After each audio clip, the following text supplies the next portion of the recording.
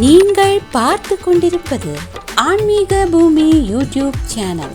யாமோதிய கல்வியும் எம்மறிவும் யாமோதிய கல்வியும் எம்மறிவும் தாமே வர வேலவன் தந்ததினால் பூமேல் மயல் போயரமை புணர்வீர் நாமே நடவீர் நடவீர் இனியே.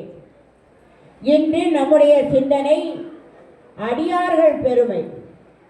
சைவ சமய மக்களாகிய நமக்கு சாத்திரங்கள் என்று சொல்லக்கூடிய 14 சாத்திரங்களும் திருமுறைகள் 12 உயர்வாக பேசப்படுகிறது. இதிலே 12வது திருமுறை என்று சொல்லக்கூடியது பெரிய புராணம். அந்த நூல் திருத்தொண்டர் புராணம்தான். அடியார்களுடைய பெருமையை சொல்லக்கூடிய அற்புதமான நூல். ஆனால் அந்த நூலுக்கு பெரிய புராணம் என்று பெயர். எதனால் பெரிய புராணம்? அந்த நூல் அளவில் பெரியதா அப்படின்னா இல்லை. 1,00,000 கிரந்தங்களை உடையது கந்த புராணம். அதுபோல பல நூல்கள், நிறைய பாடல்கள் இருக்கிறது. ஆனால் அந்த நூலுக்கெல்லாம் பெரிய புராணம் என்று பெயர் இல்லை. இல்லை, இதிலே இருக்கக்கூடிய அடியார்கள் எல்லாம் படித்தவரா அல்லது உயர் குலத்தவரா அல்லது அலையில் சிறந்தவரா இல்லைன்னா மன்னர்களா அப்படின்னு பார்த்தா எல்லாவற்றிலும் உள்ள அடியார்கள் இருக்கிறார். படித்தவங்களும் இருக்காங்க, படிக்காதவங்களும் இருக்காங்க, மன்னரும் இருக்கார், அன்னைக்கே வேலை செய்து உணவை உண்ணக்கூடியவர்களும் இருக்காங்க, எல்லாரும் இருக்கு. ஆனால் இதில் பேசக்கூடிய அடியார்கள் அவர்களுடைய புராணத்தை எடுத்து சொல்லக்கூடிய அற்புதமான நூலுக்குத்தான் பெரிய புராணம் என்று பெயர். அதிலே நம்முடைய நேரத்திலே எத்தனை அடியார் பெருமக்களை நாம் சிந்திக்க இறையருள் கூட்டுகிறதோ அதுவரையிலும் நம்முடைய சிந்தனையை நாம் இங்கே சிந்திப்போம். அதற்கு ஒரு வாய்ப்பை கொடுத்ததற்கு எல்லாம் வல்ல தேவி பகவதியினுடைய திருவடிகளையும் இந்த ஹைந்தவ சேவா சங்கத்தையும் உபயதாரரையும் மீண்டும் மீண்டும் வணங்கி நான் செல்கிறேன். இந்த அடியாருடைய பெருமை நமக்கு தெரிய வேண்டும் என்றுதான் எல்லா வல்ல பரம்பொருளாகிய சிவபெருமான் இந்த இடத்திலே அடியார்களை பற்றி சொல்வதற்காக சுந்தரமூர்த்தி சுவாமிகளை பூமியில் வரும்படியாக செய்கிறார். யார் இந்த சுந்தரமூர்த்தி? கையிலே எம்பெருமானுடைய இடத்திலே இருந்து பணிகளை செய்வதும் திருநீற்று பெட்டகத்தை ஏந்தி இருப்பவருமாகியவர் அவர். இறைவனுடைய சாயா வடிவமாக உள்ளவர்தான் அந்த சுந்தரர். கண்ணாடியிலே தன்னை ஒரு முறை பார்க்கிறார். அப்பொழுது நினைத்தார், இவ்வளவு அழகாக இருக்கிறோமா?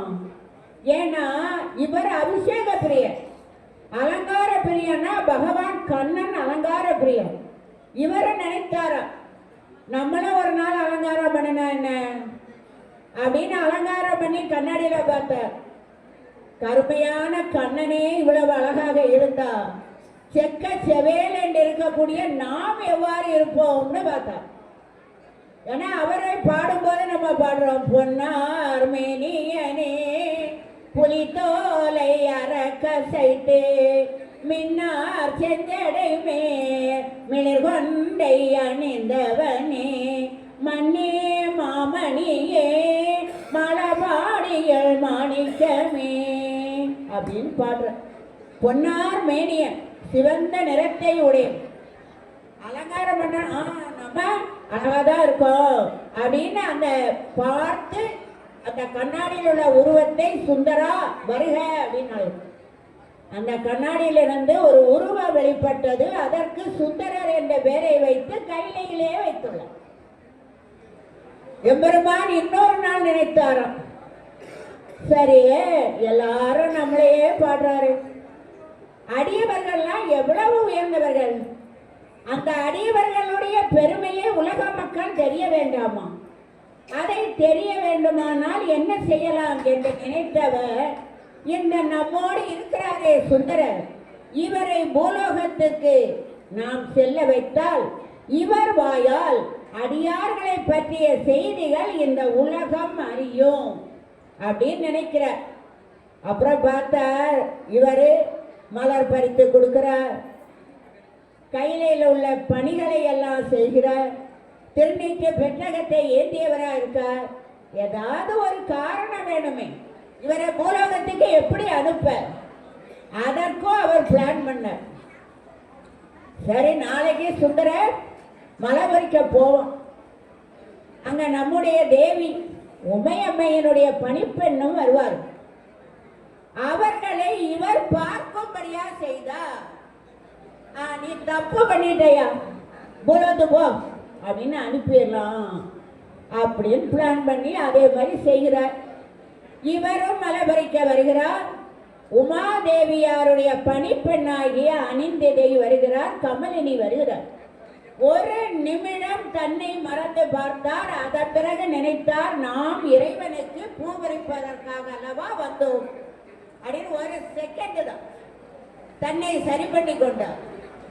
நேர பூவை எடுத்தார், சிவபெருமான் கொண்டு போய் கொடுத்தார். சிவபெருமான் கேட்டார், சுந்தரா, நந்தவனத்துல என்ன நடந்ததுன்னு. நம்மனே என்ன சொல்லியிருப்போம், ஒன்னும் நடக்கலையே, போய் பூ பறிச்சனா வந்துட்டேனா கொண்டு வந்துட்டேன் அப்படின்னு சொல்லியிருப்போம். அவர் சொன்னார், அறியாமல் செய்த பிள்ளையை பொறுத்தருள வேண்டும் ஐயா அப்படின்னு காலில் விழுந்து வணங்கினார். சிவபெருமான் சொன்னார், அதெல்லாம் முடியாதுடா, இது காம தகனம் நடந்த இடம், இந்த இடத்துல காமாதி குத்தங்கள் நடக்கக்கூடாது. எனவே நீ எந்த 2 பெண்ணை பார்த்தையோ அந்த பெண்ணை பூலோகத்துக்கு வர வைக்க, நீயும் பூலோகத்துக்கு போ. அங்க போய் அந்த 2 பெண்ணையும் கல்யாணம் பண்ணிட்டு உன்னுடைய இல்லற வாழ்க்கையை நிறைவேற்றி விட்டு வான்னு அனுப்பின. சுந்தரர் கதறுகிறார். ஏன்னா நம்மளாம் இன்னைக்கு வழிபாடு செய்கிறோம், கோயிலுக்கு போகிறோம், விளக்கு பூஜை பண்ணுதோம், என்னெல்லாமோ பண்ணுறோன்னா எதுக்காக, கையில இடம் பிடிக்கணும்னு. அவர் கையில தான் இருக்கார், அவரை போனா எப்படி போ. அப்போ அவர் சொல்லுகிறார், நான் சொன்னதுதான்னு சிவபெருமான் சொல்லுவார் என்பதை அறிந்து வணங்கி நின்று சொன்னார். மானிடராய் பிறந்தாலே மையலில் ஈடுபடுவார். அப்படி நான் மையலில் ஈடுபட்டு ஒரு தவறு செய்ய நேரிட்டால் என்னை நீ தடுத்தாள வேண்டும் அப்படின்னு பிரார்த்தனை பண்ணுகிறார். ஏன்னா சிவபெருமான் சொல்லியாச்சு, இனிமேல் மற்ற ஆளை மாதிரி போகல, நான் இங்கே இருக்கேன் அப்படின்னா விட மாட்டாரும் தெரியும். ஆனாலும் எப்படியாவது நம்ம என்ன செய்யணும், இதை தடுத்தாட்கொள்ள வேண்டும் என்று வேண்ட இறைவனோ சரின்ன. ஏன்னா வினையின் காரணமாகத்தான் நாம் இந்த பூலோகத்திலே பிறக்கிறோம். வினைப்பதிவே ஒரு தேகம் கண்டாய் என்பதுதான் நம்முடைய சாஸ்திரங்கள் சொல்லு. இந்த வினையின் காரணமாக பிறந்து இறந்து பிறந்து இறந்துன்னு சங்கிலி சூழல்ல நாம் இருக்கிறோம். நம்முடைய வாழ்க்கையில பல பிறவிகளை கடந்து இந்த மனித பிறவியை பெற்றுள்ளோம். எல்லோரும் பல பிறவிகளில் செய்த வினையின் காரணமாக இந்த உலகத்திலே மானிடராக நாம் பிறக்க, பல புண்ணியம் செய்தாதான் இந்த மானிட பிறப்பே கிடைக்கும். அதனாலதான் ஔவையார் அருமையாக பாடுகிறார், அரியது கேட்கின் வரி வடிவேலோன் அரிது அரிது மானிடராதல் அரிதே, மானிடராயினும் கோன் கொருடு செவிடு வேடி நீங்கி பிறத்தல் அரிது, கோன் கொருடு செவிடு வேடி நீங்கி பிறந்த காலையும் தானமும் தவமும் தான் செய்தல் அரிது, தானமும் தவமும் தான் செய்த காலையும் வானவர் நாடு வழி திறந்திடுமே. வானவர் நாடு வழி திறக்க வேண்டுமானால் தானமும் தவமும் செய்யணும். பலர் சொல்லுகிறோம் தனக்கு மிஞ்சியதை தானம் பண்ணணும்னு. தனக்கு மிஞ்சியது தானம் அல்ல, தனக்கே மிஞ்சியது தானமும் தான். நமக்கு மிச்சம் எது, நம்ம எவ்வளவு காசு வச்சிருக்கோமோ, வீடு வச்சிருக்கோமோ, நகை வச்சிருக்கோமோ, வரும்போது கொண்டு வந்தார் யாரும் இல்லை, போகும்போது கொண்டு போனார் யாரும் இல்லை, இடையே தந்ததெல்லாம் இறைவன் தந்தது. ஆனா ஒன்ன கொண்டு போலாம், நமக்குன்னு மிஞ்சுது. அது எது, நாம் செய்த தானமும் தவமும் தனக்கே மிஞ்சியது அப்படிங்கிற மாதிரி அவர் சொல்கிறார். அப்படிப்பட்ட ஒரு உயர்ந்த பிறப்பு மானிட பிறப்பு. இந்த மானிட பிறப்புல மையல சிக்கிதான் மீண்டும் பல நிகழ்வுகளை நாம் பெறுகிறோம். இந்த மானிட பிறப்புல நம்ம என்ன செய்கிறோமோ அதற்கு தகுந்தவாறு அடுத்த பிறவி நமக்கு கிடைக்கும்.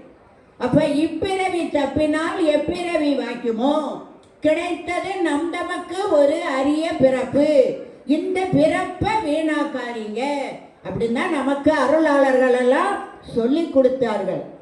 ஏன் சங்கீத மூட்டையில கொஞ்சம் கொடுத்து நீ இதை கொண்டு போய் கழிச்சு வா, எல்லா வல்ல இறைவனோடு இரண்டரை கலக்கலாம், சிவமாம் தன்மையை பெறலாம் அப்படின்னு நம்மளை அனுப்புனா, நம்ம இங்க வந்து மண்ணாசை, பெண்ணாசை, பொன்னாசை, பதவி ஆசை, என்னென்ன ஆசையெல்லாம் உண்டோ அதையெல்லாம் அடையணும்னு நினைச்சு அதை அடைய என்ன செய்யலாம்னு திட்டம் போட்டு ஆகாமியோன்னு ஒரு புதிய வினையை சேர்த்து இவ்வளவு பெருசா மூட்டையை பெருசாக்கி, அந்த பயம் சுந்தரருக்கும் வந்தது. நான் இந்த உலகத்துல போறேன், ஆனா அங்க போன உடனே மானிடராய் மயலாய் இருக்கும்போது தவறு செய்ய நேரிடுகிறது. அப்ப நீ என்னை தடுத்தாற் கொள்வாயான்னு. சரி போ. அவர் வருகிறார். எதற்காக பூலோகத்திற்கு சுந்தரர் வந்தார்? சேக்கிழார் பதிவு செய்கிறார். மாதவம் செய்த தென்திசை வாழ்ந்திட தீதிலா திருத்தொண்டர் தொகை தர போதிலார் அவர் மோல் மனம் போக்கிட காதல் மாதரும் காட்சியில் கண்ணின. காதல் மாதரும் காட்சியில் கண்ணினார். எதற்காக? மாதவம் செய்த தென்திசை. இவ்வளவு நேரம் நமக்கு முன்னால மேடையை அலங்கரித்தவர்கள் அருமையாக சொன்னார்கள். ஆன்மீக பூமி என்றால் நம்ம பூமி. மாதவம் செய்தது தென்திசை. அப்ப அந்த தென்திசையில நமக்கு பிறவி கிடைச்சிருக்குனாலே நான் புண்ணியம் செய்தது. அந்த புண்ணியத்தால தான் இங்க வந்தது. அதிலையும் மனிதரா பிறந்திருக்கோம் என்றால் எவ்வளவு புண்ணியம் இதற்கு முன்னால் செய்த அந்த பிறப்புகளில் செய்திருந்ததுனால இந்த பிறப்புல நமக்கு கிடைக்கும்.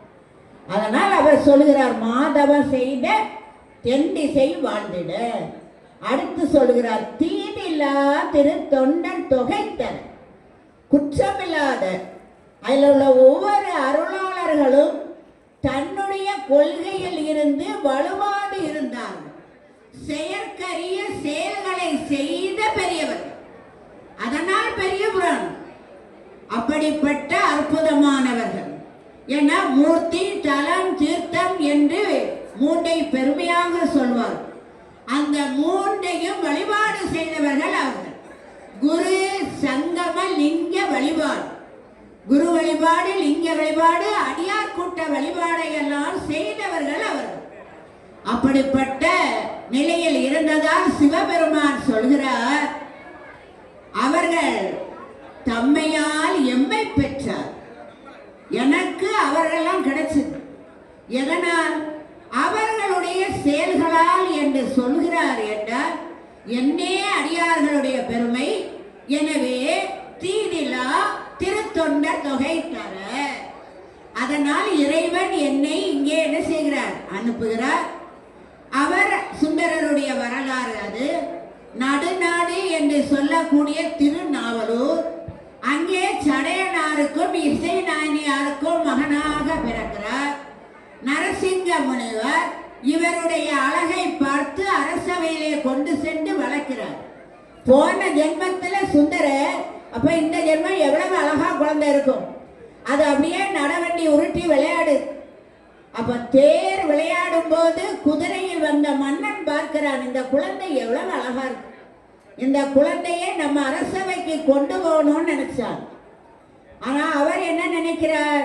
அரசவையில கொண்டு போய் வளர்க்கணும்னா தருவாங்களான்னு தெரியலையே அப்படின்னு கேட்கிறார். அவர்களும் கொடுத்தார். அவர்கள் சொல்லுகிறார்கள், சைவத்தை நாங்கள் கற்றுக் கொடுக்கிறோம், அரச கல்வியை நீங்கள் கற்றுக் கொடுங்கள் என்று கூற அரச கல்வியை மன்னன் கற்றுக் கொடுக்கிறார். இவர் இந்த இடத்திலே இருந்து சைவ சமய ஆசார விதிகளை எல்லாம் கற்றுக் கொடுத்தார்கள். குழந்தை வளர்ந்தது, 16 வயது ஆகிறது. அப்பொழுது அவர் கூறியது போல பெற்றோர்களும் மன்னனும் சேர்ந்து ஒரு பெண்ணை பார்த்து திருமண ஏற்பாடுகளை செய்து திருமணம் நடக்கிற நேரம்.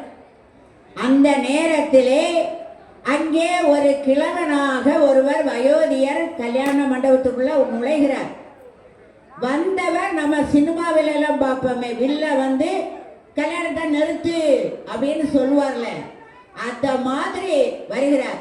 வந்தவர் நிறுத்து கல்யாணத்தை.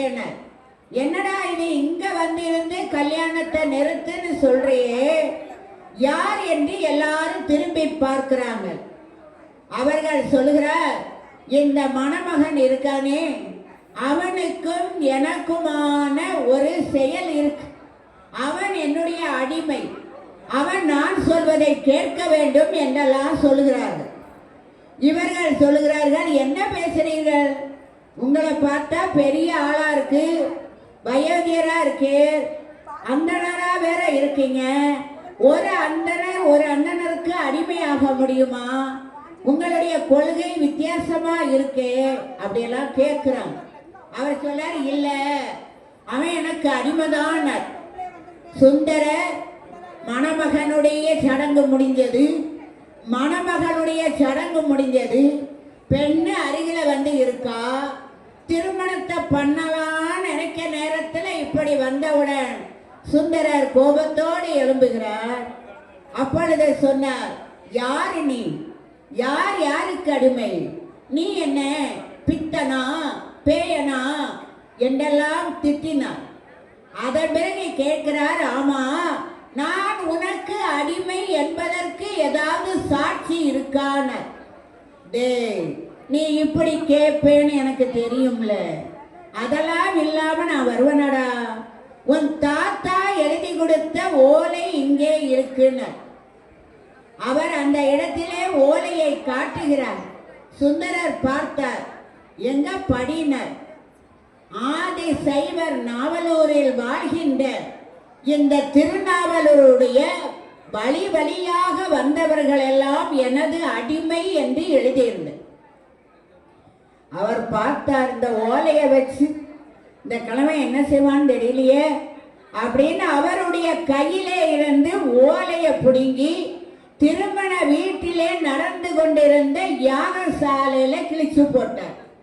சுந்தரரை தவிர வேறு யாரால் அவருடைய கரத்தை பற்ற முடியும்? பற்றினார், கிழித்து போடுகிறார். அந்த நேரத்திலே அவர் சொன்னார், நீ கிழிச்சாலாம் நான் விட மாட்டேன், இது உண்மை என்பதை நான் நிரூபித்து காட்டுகிறேன். இங்க உள்ள பெரியவங்க யார்கிட்ட சொன்னாலும் எதுவும் நடக்கல, நீங்கெல்லாம் எங்க ஊருக்கு வாங்க, அங்கதான் நியாயம் கிடைக்கும்னு போனார். அவர் உங்க ஊர் எங்க இருக்குன்னார். இந்த பக்கத்துல தான், திருவெண்ணைநல்லூர். அப்படியா, திருவெண்ணைநல்லூரா, சரி வருகிறேன் அப்படின்னு அந்த கிழவனார் முன்னே செல்ல, சுந்தரர் பின்னே செல்ல, அந்த கல்யாணத்துக்கு வந்தவங்களாம் அப்படியே செல்றாங்க. இறைவன் கருணையால் அந்த பெண் இந்த சுந்தரரையே நினைத்து சிவமாம் தன்மையை பெறுகிறார், முக்தியை அளித்தார் இறைவன். இவர் நேராக செல்கிறார். செல்லும் போது எப்படி இருந்ததாம், அவர் பின்னால இவர் செல்லும் போது ஏதோ ஒன்று ஈர்க்கிறத மாதிரி இருந்தது. மாணிக்க வாசகர் பாடினாரே, ஈர்த்தி என்னை ஆட்கொண்ட எந்தை பெருமான் ஈர்க்குது. நம்முடைய அருணாசலேஸ்வரருடைய பதிகத்துல ரமண மகரிஷி பாடுவார், காந்தம் இரும்பு போல் கவர்ந்தனை விடாது கலண்டனோடு இருப்பாய் அருணாசல, அருணாசல சிவம் அருணாசல சிவம் அருணாசல சிவம் அருண சிவம். காந்த இரும்பை ஈர்க்கிறத மாதிரி ஈர்க்கிறார்னு பாடுவார். அதுபோல இவருக்கு இருந்ததாம். அங்கே செல்கிறார். அங்கே நிறைய பேர் இருந்தாங்க. அவற்றை போய் சொன்னாங்க, எனக்கு இவனுக்கு ஒரு பிரச்சனை, அதை எடுத்து சொன்னா அந்த ஊர்ல உள்ளவங்க யாரும் கேட்க மாட்டாங்க, நீங்க நம்ம ஊருக்காரங்க நீதியை சொல்லுங்கன்னு. அவர் சொன்னார், என்ன என்ன பிரச்சனைன்னு. இவர் சொல்லுகிறார், இப்படி அவர் எனக்கு வழி வழியாக அடிமைன்னு. அப்படியா, வழி வழியா அடிமையா, அதற்கு ஏதாவது சாட்சி இருக்கான்னு. சுந்தரருக்கு சந்தோஷம் தாங்க முடியல. ஏன்? அவர் ஓலையை வச்சிருந்தா நம்ம கிழிச்சிட்டோம், யாகசாலையில போட்டுட்டோம், இனி இவர் என்ன சாட்சி சொல்லுவார் அப்படின்னு நினைச்சிட்டு கேளுங்கோ, அப்படி கேளுங்கோ, அப்படி கேளுங்கன்னு. அங்க என்ன சாட்சி இருக்குன்னு அவர் உடனே இடுப்பிலே இருந்து ஒரு ஓலையை எடுத்து அவரிடம் காட்டுகிறார். இவன் இப்படி கிழிப்பான்னு தெரியும்ல, அதனால் அவன் கிழித்தது. அது செராக்ஸ் ஓலை, இதுதான்டா ஒரிஜினல்னு கொடுத்த. பார்க்கிறாரு, என்னடா இது இப்படியெல்லாம் விளையாடுகிறாரேன். ஏன்? இறைவன் அவர் கூறியதை கரெக்டா செய்தார், நம்மளால அதை உணர முடியல. அவர் என்ன சொன்னார்? மானிடராய் நான் பிறந்து மையல் ஏற்பட்டால் நீ என்னை தடுத்தால் கொள்ள வேண்டும். இவர் எந்த 2 பெண்ணை பார்த்தாரோ அந்த பெண் வேற இடத்துல வளருது, இன்னொரு பெண்ணை திருமணம் செய்ய இருக்கிறார்கள், இதை தடுக்க வேண்டும் என்று பெருமான் ஓலையோடு வந்து தடுத்தாட்கொண்டார். 4 பெருமக்களை 4 விதங்களிலே தடுத்தார். பாலை கொடுத்து ஒருவரை ஆட்கொண்டார், சூளையை கொடுத்து ஒருவரை ஆட்கொண்டார், ஓலையை கொடுத்து ஒருவரை ஆட்கொண்டார், காலால் திருவடி தீட்சை கொடுத்து ஒருவரை ஆட்கொண்டார். 4 பெருமக்களை 4 விதங்களிலே பகவான் ஆட்கொண்டார். அப்படிப்பட்ட நிலையிலே அவர் கேட்கிறார், வாங்கி வாசித்து பார்த்தாங்க, சரியாதாண்டா இருக்கு, நீ இவருக்கு அடிமைதான். அப்பொழுது அவர்கள் இந்த ஓலை சரியா இருக்கா, கையெழுத்து சரியா இருக்கா பாரு சுந்தரான்னார்.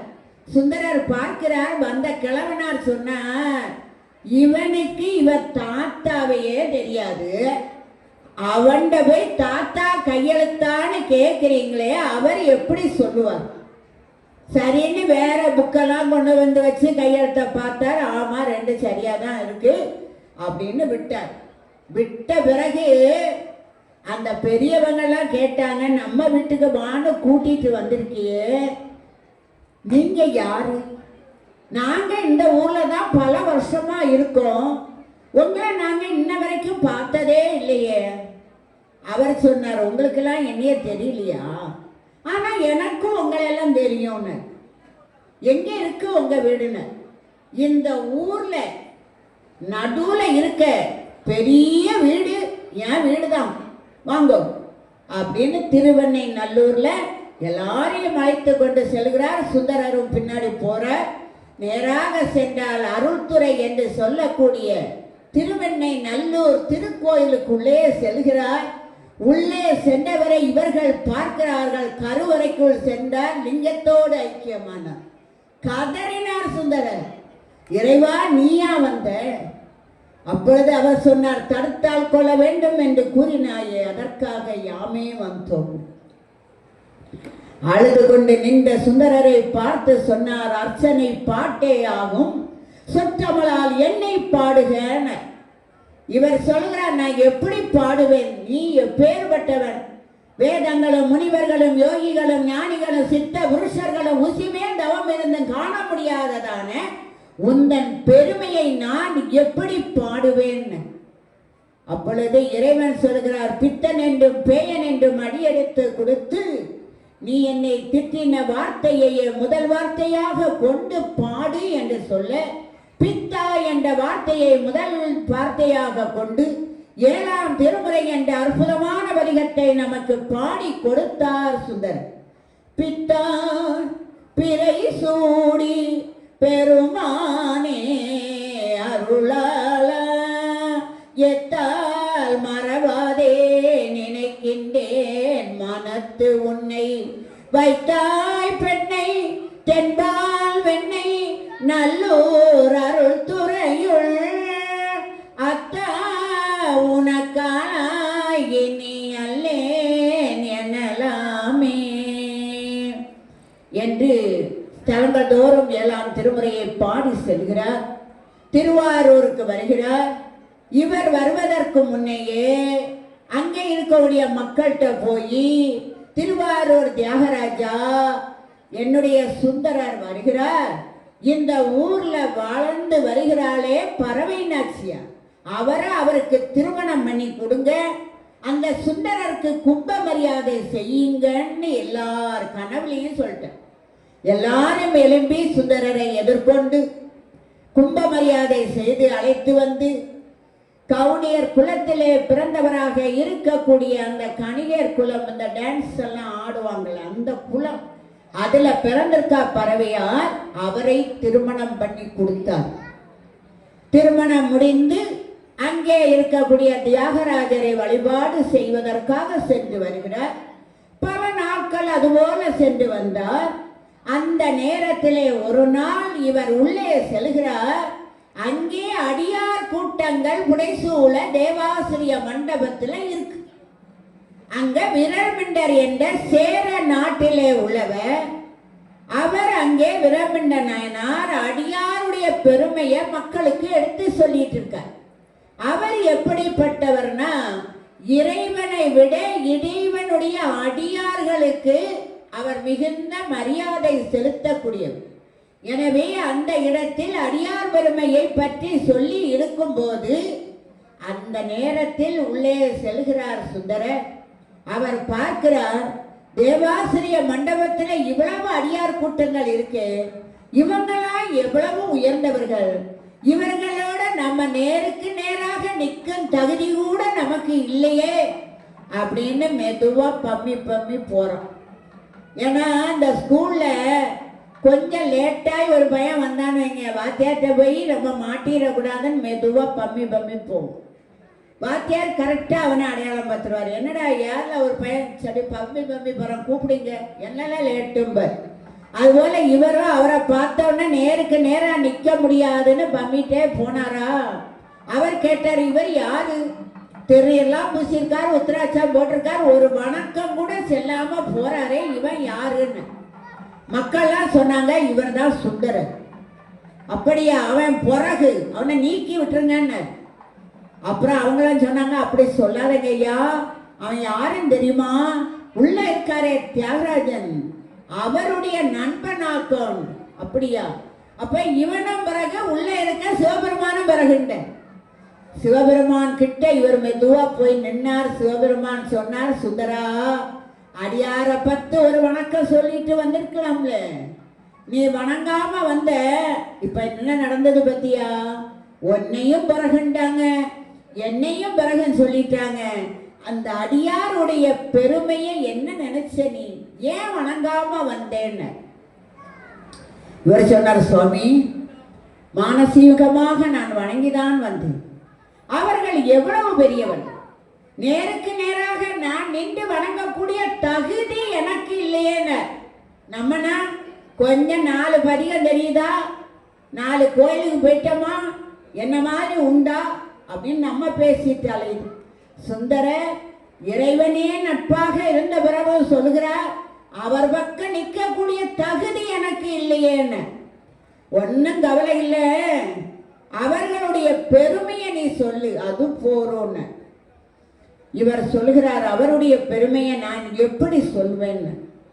தன்னுடைய பெருமையை சொல்லும் போது பித்தா என ஒரு வார்த்தையை அடியெடுத்து கொடுத்த அந்த இறைவன் அடியார்களுடைய பெருமையை சொல்லும் போது ஒரு வரியையே எடுத்து கொடுத்தார். எங்க, திருவாரூரில் இருக்கக்கூடிய மண் ஸ்தலம், அங்கே இருந்து ஆகாய ஸ்தலமாகிய சிதம்பரம், அந்த தில்லையை மனதிலே கொண்டு தில்லைவாழ் அந்தனர்தம் அடியார்க்கும் அடியே அப்படின்னு ஒரு வரியையே அடியாருக்காக எடுத்து கொடுத்தார்.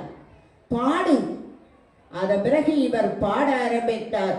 தில்லை வாழந்தனர்தம் அடியார்க்கும் அடியேன், திருநீல கண்டத்து குயவனார்க்கும் அடியேன், இல்லையே என்னாத இயற்பகைக்கும் அடியேன், இளையாங்குடி தன்மாறன் அடியார்க்கும் அடியேன், வெல்லோ மாமிக வெல்ல மெய்ப்பொருளுக்கடியேன், பிரிபொரு சொற்குண்டையுள் விரமெண்டற் கடியேன், அல்லி மென்முலையார் அமர்நீதி கடியேன், ஆரூர நாரூரில் அம்மானே காளே அப்படின்னு 60 அடியார்களை சுந்தரர் பட்டியலிட்டு பாடினார். அதன் பிறகு சொல்லுகிறார், அப்பாலும் அடி சேர்ந்தார்க்கும் அடியேன், திருவாரில் பிறந்தார்கள் அனைவருக்கும் அடியேன் என்று பாடினார். அதன் பிறகாக வந்த அந்த நம்முடைய திருமுறைகளை தொகுத்து கொடுத்தாரே நம்பியாண்டார் நம்பி, அவர் 4 வரியிலே திருத்தொண்டர் திரு அந்தாதி என்று கொடுத்தார். அதன் பிறகாக அனபாய சோழவிலே முதல் அமைச்சர் பதவியிலே இருந்தவர் அந்த சேக்கிலார் இப்பொழுது இறைவனுடைய கருணையை பெற்று அதை திருத்தொண்டர் புராணம் என்று புராணமாக அடியாருடைய பெருமையை நமக்கு கொடுக்க ஆரம்பித்தார்.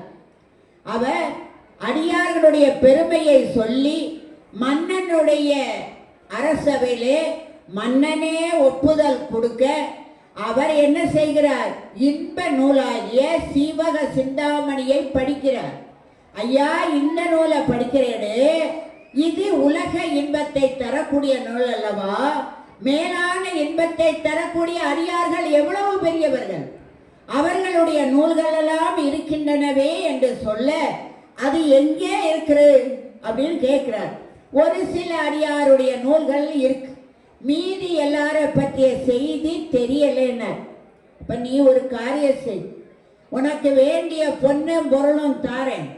நீ இங்கே மன்னர் என்ன சொல்கிறார்? அமைச்சர் பதவியை விட்டுட்டு போய் அடியாருடைய பெருமையை நீ எழுது போன. இவர்கள் பல இடங்களுக்கு சென்று நேரடியாக கல்வெட்டுகளின் மூலமாகவும் அந்த ஊரில் வாழ்ந்த பெரியவர்கள் மூலமாகவும் செய்திகளை எல்லாம் சேகரித்தார். இந்த அடியார்கள் யார்? இவர்கள் எவ்வளவு பெருமை உடையவர்கள்? இவர்கள் செய்த செயல் என்ன? எல்லாவற்றையும் அங்கே திரட்டுகிறார். அதன் பிறகு நேராக தில்லையில வருகிறார். சித்திர மாதம் திருவாதிரை நட்சத்திரத்தன்று இறைவனிடம் கேட்கிறார், இறைவா, எல்லா அடியார்களுடைய பெருமையும் நான் ஓரளவு சேமிச்சேன், இதை எழுதணும், நான் எப்படி தொடங்கணும்னு தெரியல, எனக்கு அடியெடுத்து கொடு அப்படின்னு தில்லை நடராஜ பெருமானிடம் கேட்க, தில்லை நடராஜ பெருமான் அந்த ஆகாய ஸ்தலமாகிய தில்லையில மண் ஸ்தலமாகிய நம் இடத்தை கொண்டு உலகலாம் அப்படின்னு அடியெடுத்து கொடுக்கிறார். உலகலாம் என்ற வார்த்தையை முதல் வார்த்தையாக கொண்டு சேக்கிலார் முதல் பாடலை பாடி ஒவ்வொரு அடியாருடைய பெருமையையும் பேச ஆரம்பித்தார். அடியாருடைய பெருமை ஏன் உயர்ந்ததுன்னா, இறைவன் எங்கே இருக்கிறார்? அடியார்கள் உள்ளத்திலே எம்பெருமான் குடியிருக்கிறார். கந்தன் எங்கே இருக்கிறார்? அந்த குகன் ஒவ்வொருடைய மன குகையிலே இருக்கிறான். யார் விருப்போடு திருப்புகழ் படிக்கிறாரோ அவர்கள் உள்ளத்திலே இறைவன் உரைகிறான் என்று நமக்கு அருணகிரியார் திருப்புகழிலே பதிவு செய்துள்ளார். அப்ப இறைவன் இருக்கும் இடம் எங்க? ஒவ்வொரு மனிதர்களுடைய உள்ளத்திலே இருக்கிறார். அதனால சினிமா பாடல் கூட பாடினார்கள், இருக்கும் இடத்தை விட்டு இல்லாத இடந்தேடி எங்கெங்கு அலைகின்றாய் ஞானத்தங்கமேன்னு. அவன் இங்க நமக்குள்ளதான் இருக்கான், அதை நம்ம உணர முடியாம ஸ்தலங்கள் தோறும் சென்று அப்பர் பெருமான் எழுதுகிறார், பல இடங்களில் சென்றேன், அவரை காண முடியவில்லை. எங்கே இருப்பான்? தூணில இருப்பானா, துரும்புல இருப்பானா, உள்ள சிலையில இருக்கானா, எங்கே இருக்கான் அப்படின்னு நினைத்து அமைதியா உட்கார்ந்தேன், எனக்குள்ளே இருக்கிறான் என்பதை உணர்ந்து கொண்டேன். அதனால் அவர் அந்த இடத்திலே அருமையாக நமக்கு பதிவு செய்துள்ளார். அதை தேடினேன், தேடி காணவுனா இறைவனை, என்னுள்ளே தேடினேன், தேடி கண்டு கொண்டேன். இதைத்தான் ஔவையார் சொல்கிறார், இறைவன் எங்கே உள்ளார்? பெரியது ஏற்கின் வரிவடி வேலோன், பெரிது பெரிது புவனம் பெரிது, புவனமோ நான் முகன் படைப்பு, நான் முகனோ அரியமால் உந்தியில் உதித்தோன், அரியமாலோ அலைகடலில் துயின்றோம், அலைகடலோ குறுமுனியின் கையில் அடக்கம், குறுமுனியோ கலசத்தில் பிறந்தோன், கலசமோ பூமியில் சிறுமண், பூமியோ அரவினர் கொறுதலை பாரம், அரவமோ உமையவள் சிறுவிரல் மோதிரம், உமையவளோ ஈசனுக்கு ஒரு பாகத் தொடுக்கம், ஈசனோ தொண்டதம் உள்ளத்து ஒடுக்கம் தொண்டதம் பெருமை சொல்வதும் பெரிதே அப்படின்னு முடிச்சாங்க. அப்ப தொண்டர்களுடைய பெருமை, அடியார்களுடைய பெருமை அவ்வளவு உயர்ந்து, அவர் ஒரு சித்திரை மாதம் திருவாதிரை நட்சத்திரந்து தில்லை நடராஜ பெருமான் திருக்கோயிலிலே இருந்து எழுத ஆரம்பித்து 1 வருடம் எழுதி அடுத்த சித்திர மாசம் அதே திருவாதிரை அன்று அரங்கேற்றம் பண்ணினார்கள் என்றால் அவ்வளவு பெரிய அற்புதமான செயல்களை செய்தவர். அதுல நாம் வாழ்க்கையில் கடைபிடிக்க வேண்டிய நெறிகளை எல்லாம் எடுத்து கூறுகிறார்கள். இளையாங்குடி மாற நாயனார்னு ஒரு நாயனார், சிவகங்கை மாவட்டத்தில் இளையாங்குடி என்று சொல்லக்கூடிய ஊரிலே பிறந்தவர் மாறநாயனார். இளையாங்குடி என்ற ஊர் பெயரை சேர்த்து இளையாங்குடி மாறநாயனார்னு பேர். அவர் என்ன சிவத்தொண்டு செய்தார்னா, அடியார்களுக்கெல்லாம் உணவு அளிப்பதை பெரிதாக கொண்டு உணவு அளித்தார். ஒவ்வொரு நாளும் எத்தனை அடியார்கள் வந்தாலும் அந்த அடியார்களை வீட்டிற்கு அழைத்து பாத பூஜை செய்து அவர்களுக்கு வேண்டிய உணவை கொடுப்பது அவருடைய வேலையாக இருந்தது. இப்படியே உணவு கொடுத்து கொடுத்து அவருக்கு வாழ்க்கையில கஷ்டம் வந்துச்சு, சாப்பிடறதற்கு வழி இல்லாம ஆயிடுச்சு. ஆனாலும் கஷ்டப்பட்டு எந்த அடியார் வந்தாலும் நம்ம பட்னி கிடந்தாலும் பரவாயில்ல அப்படின்னு அடியாருக்கு உணவு கொடுத்தார். ஒரு நாள் அவருக்குமே ஒன்றும் இல்லை, அடியார் யாருமே வரல.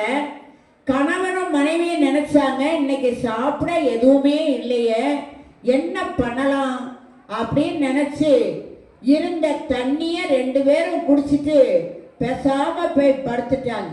ஏன்னா கொஞ்சோண்டு நெல் இருந்தது, அந்த நெல்லையும் அடுத்து வர ஆளுக்கு அடியாருக்கு உணவு கொடுக்கணுமே போய் வயல்ல வச்சுட்டு வந்துட்டாங்க.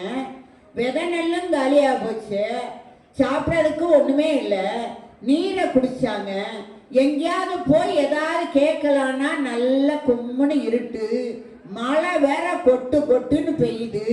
இதுல நம்ம எங்க போக அப்படின்னு 2 பேரும் வெறும் தண்ணியை குடிச்சிட்டு படுத்துட்டாங்க. தண்ணியை குடிச்சிட்டு அவங்க படுத்திருந்தாங்களா, ராத்திரி 11-12 மணி ஆச்சு. யாரோ வந்து கதவை சத்த கேட்டுது. இந்த அம்மா சொல்றாங்க, ஐயா யாரோ நம்ம வீட்டு வாசல்ல கதவை தட்டுறாங்களேன்னு. போய் பார்க்குறேன் அப்படின்னு போய் பார்த்தா ஒரு கிழவனா குடு குடு குடு குடுன்னு விரைச்சிட்டு தன்னுடைய வேட்டியெல்லாம் ஈரமாயி அப்படின்னு வந்து நிற்கிறார். இவர் கதவை திறந்து பார்த்தா அவரை பார்க்க பரிதாபமா இருக்கு. வயசானவரா இருக்க, நனைஞ்சிட்டு நிக்க. ஆனா அவர் வந்தவன என்ன தெரியுமா சொல்ற, நேர பயத்தை பிடிச்சிட்டு எனக்கு ரொம்ப பசிக்குது, எனக்கு ரொம்ப பசிக்குதுன்னு. பார்த்தா பசிக்குதா? நம்ம எல்லாருக்கும் உணவு கொடுப்பதைத்தான் நம்முடைய கடமையாக கொண்டுள்ளோம். நம் வீட்டு வாசலில் நின்று பசியாக இருக்கிறது என்று இரவு நேரத்துல ஒரு கிழவனார் வந்து நிற்கிறார். அதுவும் அமாவாசை நேரம், கும்முன்னு இருட்டு, மழை வேற சோண்டு பெய்யுது. இன்னைக்கு வீட்டில் ஒன்றும் இல்லை, 2 பேரும் தண்ணியை குடிச்சிட்டு படுத்திருக்காங்க. அவர் சொன்னாங்க, முதல்ல உள்ள வாயா அப்படின்னு வந்த கிழவனார உள்ள கூப்பிட்டு, இந்த துணியை மாத்திக்கோ, ஈரமா இருக்கு, நான் அதாவது நோய் ஏதாவது வந்துட போகுது அப்படின்னு துணியை மாத்தி, ஐயா கொஞ்சம் படுத்துருங்க, நாங்க சாதம் ரெடி பண்ணிட்டு உங்களை வந்து கூப்பிடுறோம் அப்படின்னு சொல்றாங்க. இவங்களும் சரின்னு உள்ள போனார். மனைவி முகத்தை பார்க்கிறார். வீட்டில் ஒன்றும் இல்லைன்னு தான் அவருக்கு தெரியுமே. எப்படின்னா சாப்பாடு கொடுக்க ஒன்றும் இல்லையே அப்படின்னு மனைவி முகத்தை பார்க்கிறா. மனைவி கணவனுடைய மனம் எவ்வளவு வேதனைப்படுகிறது என்பதை குறிப்பால் அறிந்து, கணவன் மனைவி எவ்வாறு இருக்க வேண்டும் என்பதை பெரிய புராணம் நமக்கு எடுத்து காட்டுகிறது. அவர் சொல்லுதா, கவலை ஏன் படுறீங்க, இன்னைக்கு காலையில தானே விதை நெல் போட்டீங்க, இந்த மழையில விதை நெல்லெல்லாம் மிதந்துட்டு தான் இருக்கும், நேர போய் இந்தாங்க இதை கொண்டு போய் அரிச்சு அந்த நெல்லை எடுத்துட்டு வாங்க. அவர் நேர போனார். வேற வயல்ல போய் எடுத்தாரு. நேர நம்ம வயல் எங்க இருக்குன்னு தேடி அந்த இருட்டுக்குள்ள கை விளக்க கொண்டு போய் அந்த வயல்ல போய் மிதந்துட்டு இருந்த நெல்லை எடுத்துட்டு வந்தார். வந்தவொடனே மனைவி பார்க்குறார், நெல்லு ஈரமா இருக்க, எப்படி குத்தி அரிசியாக்க அப்படின்னு பார்த்தார். இவர் மனைவி இப்படி நினைக்கிறாருன்னு கணவர் பார்த்தார். கணவர் சொன்னார், ஒன்றும் கவலைப்படாத, இந்தா நம்ம வீட்டு கூரை இருக்குல்ல, அந்த கூரையை அறுத்து அதில் உள்ள கம்பெல்லாம் புறக்கித்தாரே, அதை வச்சு அடுப்பு எரின்னு அறுத்து கொடுத்தார். இவ அதை வச்சு வறுத்து அரிசி ஆக்கி எல்லாம் செய்து ரெடி பண்ணி சாதம் பொங்கிட்டு, அடுத்து சொன்னால் குழம்பு காயெல்லாம் வேணுமே, அதுக்கு என்ன செய்ய. அடுத்தாப்புல அவர் சொன்னார், இன்னைக்கு காலையில் தான் நான் கொல்லப்புறத்தில் பார்த்தேன், நம்ம போட்டிருந்தெல்லாம் கீரை அது ஒரு அளவு வளர்ந்துருக்கு, அதை போய் வெட்டி கொண்டு வரீங்களான்னு. இருட்டோட இருட்டா அங்கே போய் அந்த கீரையை எடுத்து கொண்டு வந்து கொடுக்குறார். அந்த கீரையை கடைஞ்சி ஒரு குழம்பு கூட்டு எல்லாம் அந்த கீரையை வச்சே பண்ணி முடிச்சான். எல்லாத்தையும் முடிச்சு குழம்பு ரெடி, சாப்பாடு ரெடி. அந்த ஐயா அங்கே படுத்திருக்காரு, அவரை போய் கூட்டிட்டு வந்து பூஜை பண்ணி சாப்பிட சொல்லுவோம் அப்படின்னு நேராக போனாங்க. போய் உள்ளே போய் பார்த்தா கிழவனாரையும் காணோம், ஒன்றும் காணும். என்னடா நம்ம வீட்டுக்குள்ளே கதவை அடைச்சிருக்கோம், உள்ள இந்த அறையில தான் படுக்க சொன்னோம், படுத்திருந்தா.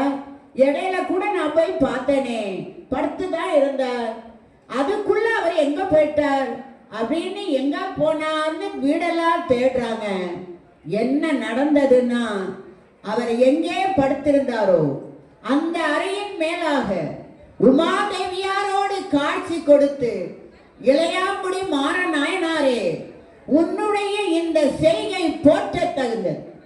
அன்னதானம் என்பது வேற, மாகேஸ்வர பூஜை என்பது வேற. அடியார் பெருமக்களுக்கு நாம் உணவு கொடுக்கிறோம் என்றால் அதற்கு மாகேஸ்வர பூஜை என்று பெயர். அவன் மகேஸ்வரன், அடியார்கள் மாகேஸ்வரன். அவருக்கு துணை எழுத்து இல்லை, இவருக்கு துணை எழுத்து இருக்கு. அடியார் பெருமை அவ்வளவு உயர்ந்தது. மகேஸ்வரனுடைய திருவடியை யார் ஒருவர் பற்றுகிறார்களோ அவர்களுக்கு செய்யக்கூடிய பூஜையை செய்பவர்கள், அவர்களுக்கு நாம் உணவு கொடுப்பது மாகேஸ்வர பூஜை. அன்னதானம் என்பது நம்ம இந்த கோயில் எல்லாம் இப்ப இங்க கூட நம்ம எழுதி போட்டிருக்கோமே, யாரெல்லாம் வருகிறார்களோ வருவர்களுக்கெல்லாம் உணவு கொடுப்பது அன்னதானம். அடியார் பெருமக்களை வீட்டிலே அழைத்து அவர்களுக்கு பாத பூஜை செய்து உணவு கொடுப்பது மாகேஸ்வர பூஜை. அன்னதானம் அவ்வளவு உயர்ந்தது. ஏன்னா எதை கொடுத்தாலும், இப்போ ஒருத்தனை இந்த சேலையே எடுத்து கொடுத்தா கூட நல்லா தான் இருக்கு, ஒரு 5000 ரூபாய்க்கு எடுத்து கொடுத்தா இன்னும் நல்லா இருக்குமே, இன்னும் கலர் துடிப்பா இருந்தா நல்லா இருக்குமே நினைப்போம். ஒரு நகையை வாங்கி கொடுத்தாலும் திருப்தி வருமானா வராது, பணத்தையே கொடுத்தாலும் திருப்தி வருமானா வராது. போதும் என்று நாம் சொல்லுகிறோம் என்றால் அது உணவு ஒன்றுதான். ஆனால் அதையும் ஔவையார் சொல்கிறார், வரும் சாப்பிட்டோன்னா போகும், அப்படியே போயிருமா அப்படின்னா இல்லை, திரும்பியும் வரும். அதை பிடி என்று ஔவையார் சொல்கிறார். ஒரு நாள் உணவை ஒளி என்றால் ஒளியாய், 2 நாளைக்கும் 7 என்றால் 7ஆய். அது ஒரு நாள் சாப்பிட முடியல, நாளைக்கு இருக்கோ இல்லையா தெரியல. இன்னைக்கு கல்யாண வீடு நிறைய சாப்பாடு போடுறாங்க, 2 நாள் சேர்த்து சாப்பிடு அப்படின்னா சாப்பிட முடியுதா? சாப்பிட முடியும். கொஞ்ச நேரம் சாப்பிட்டோம்னா 2 இட்லி 3 இட்லி தின்னோன்னா போதுன்றதா. 11 மணிக்கு டானு வசிக்குது, அப்போ என்ன கலர் கலரா விடணும். அடுத்த மத்தியானம் திரும்பியும் பசிக்குது, இப்படியே பசிக்குது. நாம் இருப்பது வரை தொடர்ந்து பசித்து கொண்டே இருக்கிறது. ஆனால் அதுக்கு உணவு கொடுக்கவில்லை என்றால் என்னெல்லாம் வருது? மயக்கம் வருது, தலை சுத்து வருது, எரிச்சல் வருது, பிரஷர் ஏறுது, கோபம் வருது. அப்ப அன்னதானம் கொடுத்து உணவை கொடுத்தால் ஒருவன் மகிழ்கிறான். எனவே அன்னதானம் உயர்ந்தது. அந்த அன்னதானத்திலும் இறைவன் அடியார்களுக்கு கொடுக்கக்கூடிய மாகேசவரை அதனிடம் உயர்வுனர். அதை செய்து வந்தார் இளையாங்குடி மாறன் நாயனார். இறைவன் உமாதேவியாரோடு கணவன் மனைவி செய்த தொண்டுக்காக அம்மையோடு காட்சி கொடுத்து முக்தியை கொடுத்தார் என்றால் இளையாங்குடி மாறனாயனுடைய பெருமை எத்தகைய. அவர் எப்பொழுது கூரையை அறுத்தாரோ அப்போதே இந்த உடத்தில் உள்ள உடம்பு மீதான பற்று அருந்தது. நெல் விதைத்தாரே, அந்த விதை நெல்லை கொண்டு வந்து இவருக்காக தயார் பண்ணிய போது சஞ்சித கர்மா நீங்கியது.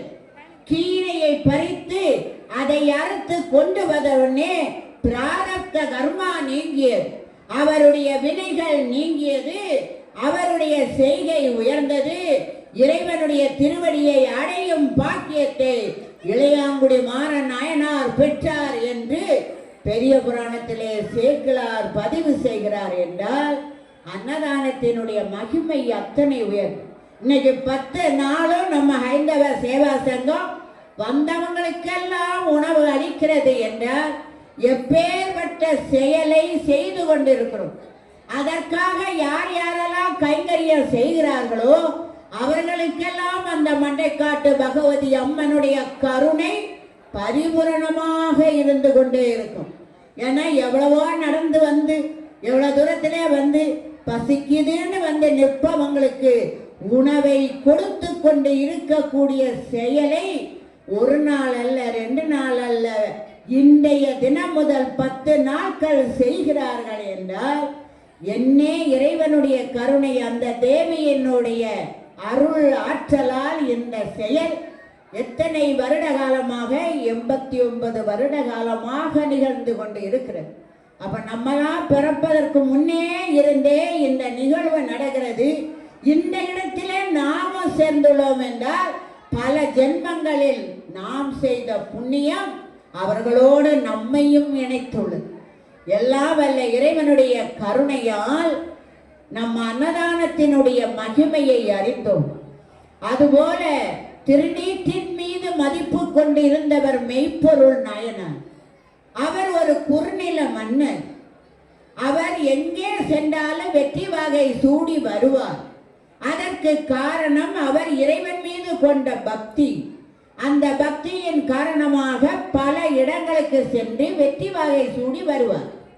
அவரை வெல்ல வேண்டும், இந்த குறு நிலத்தை நாம் ஆள வேண்டும் என்று நினைக்கிறார்.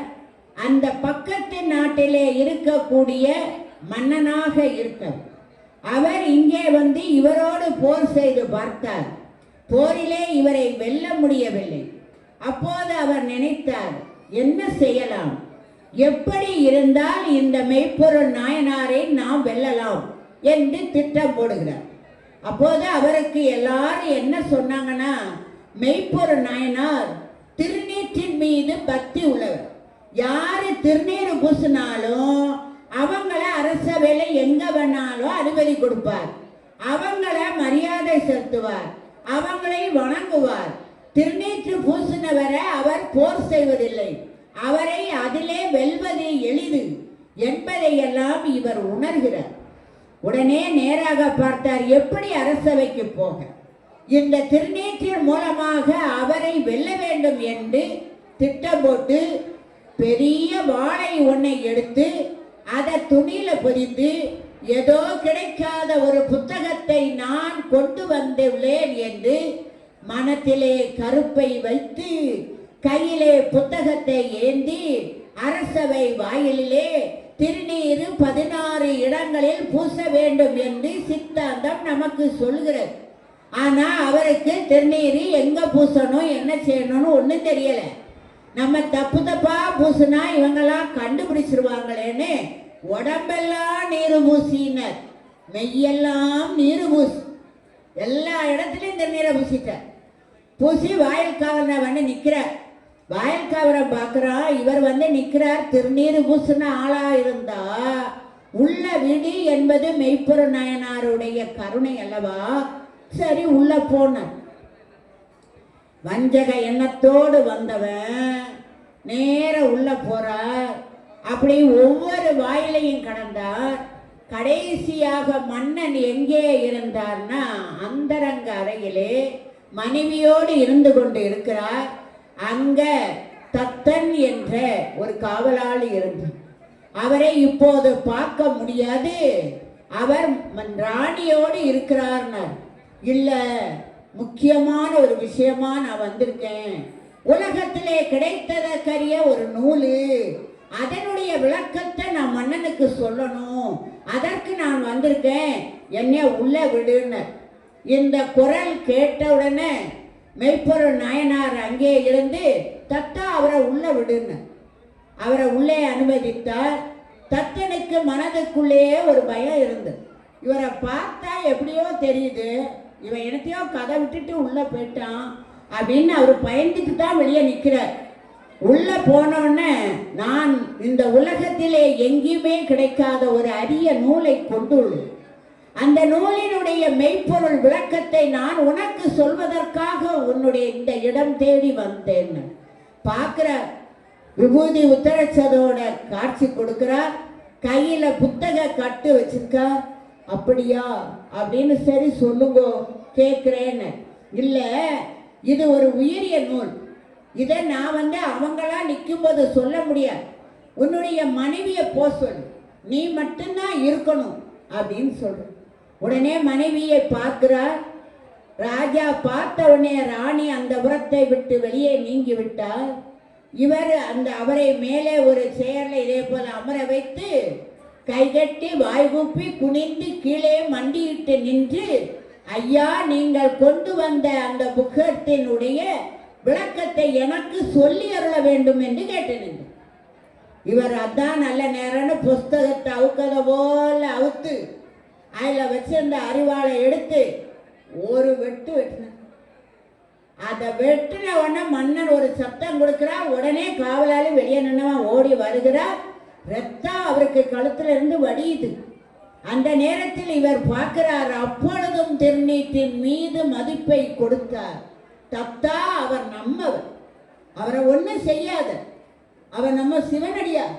அவரை கொண்டு போய் இவ்வளவு ஒரு கொடுமையான செயல் செய்துள்ளார். அந்த நேரத்திலே மெய்ப்பொருள் நாயனார் சொல்லுகிறார், இவ்வளவு நாளும் நீ எனக்கு செய்த தொண்டு பெருசல்ல தத்தா, இப்ப நீ செய்வியா எனக்காக? என்ன செய்ய வேண்டும் என்று கேட்டார். இவரை நேரே அழைத்து சென்று, நீ மன்னனை வெட்டிட்டான், மன்ன ரத்த வெள்ளத்துல இருக்கான்னா இவனை எல்லாரும் கொன்றுவா, அந்த விபூதிக்கு பங்கம் வந்துடும், நீ அதனால அதை செய்யாத, அவரை நம்ம நாட்டை கடந்து கொண்டு விட்டுட்டு வந்து அவனை பத்திரமா விட்டுட்டேன் அப்படின்னு சொல்லுவியா அப்படின்னு அந்த ரத்த வெள்ளத்துல கேட்கிறார் மெய்ப்பொருள் நாயனார். காரணம் திருநீற்றின் மீது கொண்ட பற்று. அதனால் அவர் சொல்ல, இவர் அவரை எல்லைப்புறத்தை தாண்டி கொண்டு போய் விட்டுட்டு அங்க மன்னா கவலைப்படாதீங்க, நீங்க சொன்ன மாதிரி எல்லைப்புறத்தை தாண்டி நான் அவரை கொண்டு வந்து விட்டுட்டேன். மன்னன் என்ன தெரியுமா சொன்னார்? இன்று நீ எனக்கு செய்தது போல யார் எனக்கு செய்ய வல்லார்? நீ வாழ்க என வாழ்த்தி அவரை நல்லபடியா விட்டுட்டியா, அதுதான் நான் செய்த புண்ணிய செயல் என்று உயிரை விட்டார் என்றார். திருநீற்றினுடைய மதிப்பு அப்படித்தான் கொண்ட கொள்கையில் வலுவாத வாழ்ந்தவர் மெய்ப்பொருள் நாயனார். இறைவன் அதனால் அல்லவா திருநீற்றினுடைய பெருமையை சொல்கிறார். கங்காளன் பூசும் கவச திருநீற்றை மங்காமல் பூசி மகிழ்வோமே யாமாயில், தங்கா வினைகளும் சாரும் சிவகதியேன திருநீரை நெற்றி நிறைய பூசி மகிழ வேண்டும் என்று கூறினார்கள். ஆனால் நம்ம திருநீரை நெற்றி நிறைய பூசன்னா கேவலமா நினைக்கிறோம். திருநீரை தொட்டும் தொடாமையுமா அப்படி விரல்ல லைட்டா எடுத்து யாருக்கும் பார்த்துருவாளோ அப்படின்னு பூசுதோம். ஆனால் அந்த திருநீர் கிடைக்க நம்முடைய அடியார்கள் எவ்வளவு கஷ்டப்பட்டிருக்காங்க. ஞானசம்பந்த பெருமான் நமக்கு திருநீற்றை கொடுப்பதற்காகவே அவதாரம் செய்தவர் அல்லவா? வேத நெறி தலைத்தோங்க மிகு சைவத்துறை விளங்க பூத பரம்பரை ஒலிய புனிதமாய் மலர்ந்து அருள சீத வளர் வயல் புகழி திருஞான சம்பந்த பாதமலர் தலை கொண்டு திருத்தொண்டு பரவுமாம். அப்படிப்பட்ட அந்த குழந்தை ஞானப்பாலை உண்ட ஞான சம்பந்தரும் திருமறை காட்டுல அப்பர் பெருமானோடு 2 பேரும் இருக்கிறாங்க. வேதாரண்யம் என்பது பழைய பெயர். வேதம் பிளஸ் ஆரண்யம். ஆரண்யம் என்றால் காடு, வேதம் என்றால் மறைகள். அந்த மறைகள் இருந்த காடு வேதாரண்யம். இன்று திரு என்ற அடைமொழியோடு திருமறை காடு அப்படின்னு பேர். அந்த இடத்துல அவங்க 2 பேரும் ஒன்னா இருக்காங்க. அப்பொழுது கூன்பாண்டியன் என்பவர் மங்கையர்க்கரசியனுடைய கணவனார். அவர் சமண மதத்திலே இருக்கிறார். திருநீர் யாராவது பூசி இருந்தாங்கன்னா பார்த்துட்டேனே அப்படின்னு குளிச்சிருவார். நமச்சிவாய என்ற நாமத்தை சொன்னாலும் குளிச்சிருவார். கண்டு முட்டு கேட்டு முட்டுன்னு நாமத்தை கேட்டாலும் திட்டு, திருநீர் பூசுவனை பார்த்தாலும் திட்டு என்று வாழ்ந்தவர் மங்கையர்க்கரசியாருடைய கணவர். அவர் பாண்டிய நாடு மீனாட்சி சொக்கநாதர் இருக்கக்கூடிய ஊர்ல மதுரையை அரசாண்டு கொண்டு இருக்கிறார். சொக்கநாதர் கோயில யாருமே வழிபாடு செய்ய போவதில்லை. மன்னர் எவ்வளியோ அவ்வளி மக்கள் என்று வாழ்ந்தார்கள். ஆனா ரெண்டு போய் அங்க இறைவனையும் தேவியும் வழிபாடு செய்தார்கள். மீனாட்சி தாய் யாருன்னா சோழ நாட்டிலே இருந்து மதுரைக்கு திருமணம் முடித்து கூன்பாண்டியனை கல்யாணம் பண்ணி வந்த மங்கையர்க்கரசியாரும் அவருடைய அரசவையிலே இருந்தவருமாகிய குலச்சிறையார் என்ற மந்திரி. அந்த ராணி போறாளேன்னு அவளோட இவரும் போவார். 2 பேர் மட்டும்தான் சொக்கநாதரையும் மீனாட்சி அம்மையும் வழிபாடு செய்தார். மீதி எல்லாம் சமணத்தில் இருக்கு. தேவி ஒவ்வொரு நாளும் வழிபாடு செய்து ராணி சொல்றா, மீனாட்சி தாயே, சொக்கநாதா, மதுரை என்பது எப்படிப்பட்ட இடம், இங்க சைவம் தலைக்க நீ அருள் புரிய மாட்டாயா அப்படின்னு வழிபாடு செய்து வருகிறார். அப்பொழுதுதான் திருமறை காட்டிலே இந்த குழந்தை வந்துள்ளது என்பதை கேள்விப்பட்டார். உடனே அவரை போய் கூட்டிட்டு வா அப்படின்னு ஓலைய மங்கையர்க்கரசி அம்மையார் எழுதி குலச்சிறையார்ட்ட கொடுத்து இதை ஞானசம்பந்த பெருமானிடம் கூடுன்னு அனுப்பினார். அவர் அங்கே போறார். அப்பர் பெருமானு இருக்கிறார், நாவுக்கரச பெருமானோடு இருக்கிறார். ஞானசம்பந்த பெருமானுக்கு 3 அப்பா. ஒன்று இந்த உடலுக்கு அப்பாவாகிய சிவபாத இருதயர். 2வது அப்பா யாருன்னா அந்த தோணி அப்பர். தோணியாக பிரளய காலத்திலும் நின்று காப்பாற்றுகிறாரே அந்த அப்பர் உயிருக்கு அப்பா. இந்த உயிரையும் உடலையும் இணைக்கிறதற்கு ஒரு குருவாக ஒருவர் வேணுமே. அந்த அப்பா யாருன்னா அவர்தான் நாவுக்கரச பெருமானு. அப்பரே என்று யார் அழைத்தார் நாவுக்கரச பெருமானேன்னா நம்முடைய சம்பந்த பெருமான் அழைக்கிறார். அவர் இந்த ஆத்மாவை இறைவனோடு சேர்ப்பதற்கு, இந்த உடலில் இருக்கக்கூடிய ஆத்மாவை ஜீவாத்மாவை பரமாத்மாவோடு இணைக்க குருவாக இருக்கக்கூடிய தகப்பனாக நினைத்தார். அவரும் குழந்தையாக நினைக்கிறார். 2 பேரும் பல தலங்களிலே சென்று பதிகங்களை பாடினார்.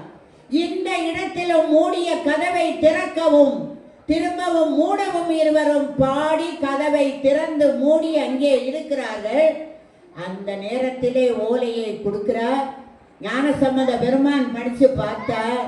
சரி கிளம்புறேன், நம்ம அப்பா இருக்காரு, அவர்கிட்ட ஒரு வார்த்தை சொல்ல வேண்டாமா, சொல்லிட்டு போனோம் அப்படின்னு அப்பரே மங்கையர்க்கரசி அம்மையார் என்னை வரை சொல்லி ஓலை அனுப்பியுள்ளார். அந்த இடத்திலே சைவத்தை தலைக்க நான் செல்கிறேன், அதற்கு நீங்கள் அனுமதி தர வேண்டும் என்று வேண்டி நின்றார். அப்ப இவரே எப்படிப்பட்டவர், சமணத்துல போய் வாழ்ந்து திரும்ப சைவத்துக்கு வந்து அவங்க கொடுமை பண்ணி மேலே இருந்து உருட்டுதாங்க, காலவாயில அடைச்சு போட்டாங்க, யானையை இடற வச்சாங்க, ஒன்னுலையும் சரியாவலன்னு கல்லுல கட்டி கடல்ல தூக்கி வீசிட்டாங்க. அவ்வளவு கொடுமை செய்தவர் சமணர்கள். அங்க அவ்வளவு தூரம் இவர் கஷ்டப்பட்டிருக்கார். கல்லுல கட்டி போட்ட உடனே நமச்சிவாய நாமத்தை சொல்லி கரையேறியவர் அவர். சொற்றுணை வேதியன் ஜோதிவானவன் பொற்றுணை திருந்தடி பொருந்த கை தொழ கற்றுணை பூட்டியோர் கடலில் பாய்ச்சினோ நற்றுணையாவதே நமச்சிவாயவே நமச்சிவாய நமச்சிவாய நமச்சிவாயவே நமச்சிவாய நமச்சிவாய நமச்சிவாயவே என்று நமச்சிவாய நாமத்தின் மூலமாக அந்த கல்லே தெப்பமாகி கரையேறியது. இப்படி கஷ்டப்பட்டது அவருக்கு தெரியும்.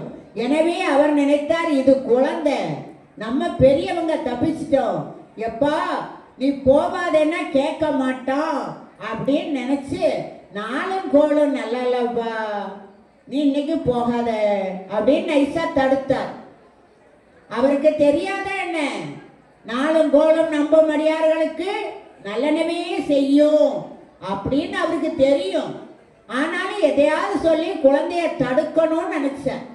அப்பொழுது அந்த இடத்திலே நாமெல்லாம் உய்வடைய வேண்டும் என்று கோளறு வரிகம் என்ற அற்புதமான நூலை நமக்கு தந்த பரம்பொருள் அல்லவா ஞானசம்பந்த பெருமான், அவர் அங்கே இருந்து சொல்கிறார், வேயுரு தோழி வங்க விடமுண்ட கண்டன் மிக நல்ல வீணை தடவி மாசரு தெங்கள் கங்கை முடி மேலணிந்து என் உளமே புகுந்ததனால் ஞாயிறு திங்கள் செவ்வாய் புதன் வியாழன் வெள்ளி சனி பாம்பிரண்டுடனே ஆசரு நல்ல நல்ல அவை நல்ல நல்ல அடியார் அவர்க்கு மிகவே என்று கோளறு பதிகம் என்ற பாடலை பாடுகிறார். இந்த கோளறு பதிகத்தை பாடிதான் நம்முடைய திருவாவடுதுறை ஆதீனம் ஐயா அவர்களுக்கு செங்கோலை கொடுத்தது. இந்த பாடலை பாடி நிறைவான பாடலை பாடும்போது செங்கோலை கொடுத்து இன்று வைத்துள்ளோம் என்றால், தேனமர் ஒளிகளாலை விளை சென்ன துண்ணி வளசம்பன் எங்கும் நிகழ நான்முகன் ஆதியாய பிரம்மாபுரத்து மறைஞான ஞான முனிவன் தானொரு கோளும் நாளும் அடியாரை வந்து நலியாத வண்ண முறை செய் ஆன சொல் மாலை ஓதும் அடியார்கள் வானில் அரசாழ்வார் அப்படின்ற அந்த வார்த்தை வரும்போது அங்க நம்ம கொடுத்துருக்கோம்னா எவ்வளவு உயர்ந்த ஒரு பதிகம். இந்த பதிகத்தை பாடுனா நாளும் கோளும் நமக்கு நல்லதே செய். 6ஆம் தேதி சனி பெருக்கா நமக்கு எந்த சனியால துன்பம் வருமா? இந்த 7.5 சனி நம்மளை என்ன செய்யும்? ஒன்னும் செய்ய. கோளறு பதிகத்தை பாடுனா ஒன்னும் செய்யாது. அலங்காரத்தில் அருணகிரிநாதன் ஒரு பாடலை கொடுத்துள்ளார். குமரேசன் இரு தாளும் சிலம்பும் சதங்கையும் தண்டையும் சண்முகமும் தோளும் கடம்பும் எனக்கு முன்னே தோன்றிடும் நாளன் செய்யும் வினைதான் என் செய்யும் என்னை நாடி வந்த கோளன் செய்யும் கொடுங்கூற்று என் செய்யும். ஏதாவது எதையாவது செய்யுமா? நம்ம இறைவனையே வணங்கி நல்லதை செய்து நம்முடைய வாழ்க்கையிலே அருளாளர்கள் கூடிய திருப்பதிகங்களை பாடி அந்த இறைவனை வழிபாடு செய்வோமே ஆனால் எந்த கிரகம் எங்க போனா நமக்கு என்ன? அது ஒவ்வொரு நாளும் ஒவ்வொரு இடத்துக்கு போகுது. இப்ப பகலா இருக்கு, இன்னும் கொஞ்ச நேரம் ஆக ஆக ராத்திரி வந்துடும். ராத்திரி வருதாமே அப்படின்னு பயந்துட்டா இருக்கும். ராத்திரி வரும், சூரியன் சுத்துது, ஒவ்வொன்றா சுத்துது, பூமி சுத்துது, வருது. அது போல கிரகங்கள் ஒவ்வொன்றும் சுத்துது, மாறி மாறி வருது. அது யாரா வந்த என்ன, அஷ்டமத்து சனி வந்த என்ன, சிவபெருமானுடைய கருணை நமக்கு இருக்குமே ஆனால், முருகப்பெருமானுடைய அருள் நமக்கு இருக்குமே ஆனால், நாளும் கோளும் நம்மை ஒன்று செய்யாது என்று அருளாளர்கள் நமக்கு கொடுத்தார்கள். அந்த பதிகத்தை பாடி அந்த குழந்தை சென்றது. மங்கையர்க்கரசியார் சந்தோஷப்படுகிறார். வந்துட்டியாப்பா வா அப்படின்னு ஒரு அறையை கொடுத்து அவருக்கும் அவருடைய அடியார்களையும் தங்க வச்சார். மன்னனுக்கு பல சகுனங்கள் அசுபமாக தெரிந்தது. ஏன் இன்னைக்கு ஒரு மாதிரி இருக்கேன்னு அவருக்குன்னு ஒரு கூட்டம் இருக்கும்ல, அந்த கூட்டம் சொல்லிச்சு, ஏதோ ஞான சம்பந்தரான், ஏதோ ஒரு பையன் வந்திருக்கான், அவன் வந்ததுலேருந்தே இப்படிதான் இருக்கு அப்படின்னு ராஜாட்ட போட்டு விட்டான் கூட்பாண்டியன்ட்டு. ஒன்று அப்படியா, அவனை கதையை முடிச்சிரு, அவன் இருக்க ரூம்ல தீய வச்சிருந்த. இவர் சொன்னான்னு அவங்க ஆட்களும் போய் தீய வச்சாங்க. எல்லாரும் வந்து கேட்டாங்க, ஞானசம்பந்தா என்ன நீ உட்கார்ந்து பூஜையில் இருக்க, நம்ம ரூமை பாரு தீ பிடிக்குது. தீயா? சரி பேசாம உட்காந்து, நம்ம ஆளவாய் சொக்கம் இருக்கான், நமக்கு என்ன கவலை அப்படின்னு சொல்லிட்டு அந்த இடத்திலே சொல்கிறார், பையவே சென்று பாண்டியர்க்கு ஆகுகன்னு. வேகமா போய் அவனை ஜோலியை முடிச்சுன்னா முடிச்சிருக்கோம். நம்மளை கூப்பிட்டவர் மங்கையர்க்கரசியார் குழந்தை எண்ணியதான். மங்கையர்க்கரசியாருடைய கணவர் அவர். அவரை திருத்தணும், நாட்டை காக்கணும், சைவத்தை நிலைநாட்டணும்ல நம்மளை கூப்பிட்டுருக்காங்க. தீ வேகமா போய் அவரை எரிச்சுன்னா கதை அங்கேயே முடிஞ்சிருமே. அதனால பையவே சென்று பாண்டியர்க்காக தீ மெதுவா போய் மன்னனுக்கு வெப்பா மாறி வெப்பு நோயால துடிக்கிறார் மன்னர். சமணத்துல உள்ளவங்களாம் வந்தாங்க, படுத்து கிடக்கிறார். அஸ்து நாஸ்தி அஸ்து நாஸ்தின்னு மயில்பீலியை வச்சு ஓதுனான், ஒன்றும் குணமாகல. அந்த நேரத்தில் இந்த அம்மா மெதுவா கேட்டாங்க, மன்னன் ஏதாவது கோவப்பட்டுருவாரான்னு தெரியலையே, நாமத்தை சொன்னா குத்தவங்காரு, திருநீர் பூசுனா குத்தவங்கிறாரு, இவரை எப்படி திருத்த அப்படின்னு பயந்து பயந்து போய் நின்று கேட்டாங்க. அந்த குழந்தைய வர சொல்லிட்டான். அந்த குழந்தை வந்தா உங்க நோய் குணமாயிரும்னு எனக்கு தோணுதுன்னு. அப்ப அவர் சொல்றாரு, அப்படியா, ஏன்னா வலி தாங்க முடியல, எப்படியா நோய் குணம்னா சரி தாங்கிற எண்ணத்துக்கு வந்தேன், சரி வர சொல்லுன்னு. அந்த நேரமா வீராப்பு போகல. அப்போ ஒரு கண்டிஷன் போடுத, பாதி உடம்ப அவங்க பார்க்கட்டும், பாதி உடம்ப சமணரை பார்ப்பாங்க. எந்த இடம் எனக்கு வெப்பு குறைதோ அங்க நான் சாஞ்சிருவேன்.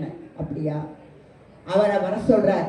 இவங்க கலங்கியதோட நிக்கிறார். குழந்தைய சமண மதத்துல உள்ளவர்கள் பொல்லாதவங்க, இந்த பிள்ளைய என்ன செய்வாங்கன்னு தெரியலேன்னு மங்கையர்க்கரசியார் கண்ணீரோட நிக்கிறார். இறைவனை தவிர யாருமே பாடாத அந்த குழந்தை மங்கையர்க்கரசிக்காக ஒரு பதிகம் பாடியது. அதுல சொல்லுகிறார், மங்கையர்க்கரசி என்று பாடக்கூடிய பாடல்ல, மங்கையர்க்கரசி வாழவர் கொன்பாவை வரிவலை மாமட மானி பங்கைய செல்வி பாண்டி மாதேவி பணி செய்து நாள்தோறோ பரவ பொங்கலர் ஒருவ பூத நாயகனார் நாள் வேதமோ பொருள்களும் அருளி அங்கையர் கண்ணி தன்னோடும் அமர்ந்த ஆலவாயனாவதும் இதுவோ என்று பாடுகிறார். என்ன ஒரு மங்கையர்க்கரசிக்குன்னு ஒரு பதிகத்தையும் பாடினார். அவங்க அங்க வந்த உடனே கொஞ்சம் விபூதி கொடுங்கன்னு கேட்குறாங்க. விபூதி கொடுக்க அவங்கள்ட்ட விபூதி எங்க இருக்கு, அடுப்பு சாம்பலை கொண்டு வந்து கொடுத்தாங்க. குழந்தை அந்த சாம்பலை வாங்கி சொக்கநாதரை நினைத்து அதன் பிறகு பாடலை பாட ஆரம்பித்து நமக்கு கொடுத்ததே அந்த பாடல் தான் திருநீற்று பதிகம்.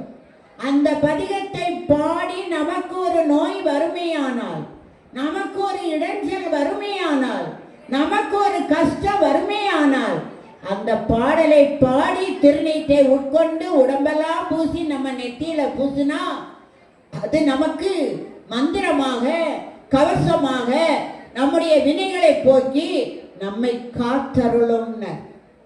அந்த பாடலை அவரும் பாடினார். வந்த வினையும் வருகின்ற வல்வினையும் கந்தனென்று சொல்ல கலங்கிடுமே, செந்தில் நகர் சேவகா என்று கொஞ்ச நீரை எடுத்து யார் நெற்றியிலே பூசுவாரோ அவர்களுக்கு மேவ வாராதே வினைனர்.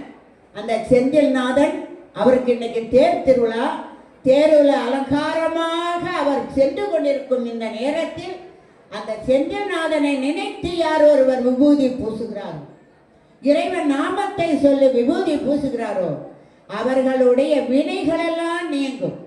இதை எப்படி பூச வேண்டும் என்று கூறினார்கள். 3 விரலாக பூசு. 3 விரல் என்ன சொன்னா, கண்மம் ஆணவ மாயை என்ற 3 மலங்கள் நீங்க வேண்டும் என்று பூசும். இந்த மலங்கள் நீங்கினா வினைகள் நீங்கும், வினைகள் நீங்கினா பிறவாத ஒரு நிலையை அடையலாம். எனவே பாடினார், மும்மலம் இரு வினையும் மும்மலமும் அற இரவியோடு பிறவியற ஏக போகமாய் நீயும் நானுமாய் இருக்கும் வரை பரமசுகம்னு. அந்த பரமசுகம் எப்ப கிடைக்கும்? 2 வினைகளும், நல்வினை தீவினை என்ற 2 வினைகள் நீங்கணும், கர்மம் ஆணவ மாயை என்ற 3 மலங்கள் நீங்கணும். அப்படி நீங்கினா நம்ம உயர்வான ஒரு நிலையை அடையலாம் என்று திருப்புகள்ல பதிவு செய்துள்ளார். அப்படிப்பட்ட அற்புதமான விபூதி பூதி, வினைகளை தீர்க்கக்கூடிய பூதின்னு பேர். அத பாடலை பாடி அவர் உடம்புல பூசுகிறார். மந்திரமாவது நீரு வானவர் மேலது நீரு சுந்தரமாவது நீரே துதிக்கப்படுவது நீரு தந்திரமாவது நீரு சமயத்தில் உள்ளது நீரு செந்துவர் வாய் உமை பங்கர் திரு ஆலவாயான் திருநீரே.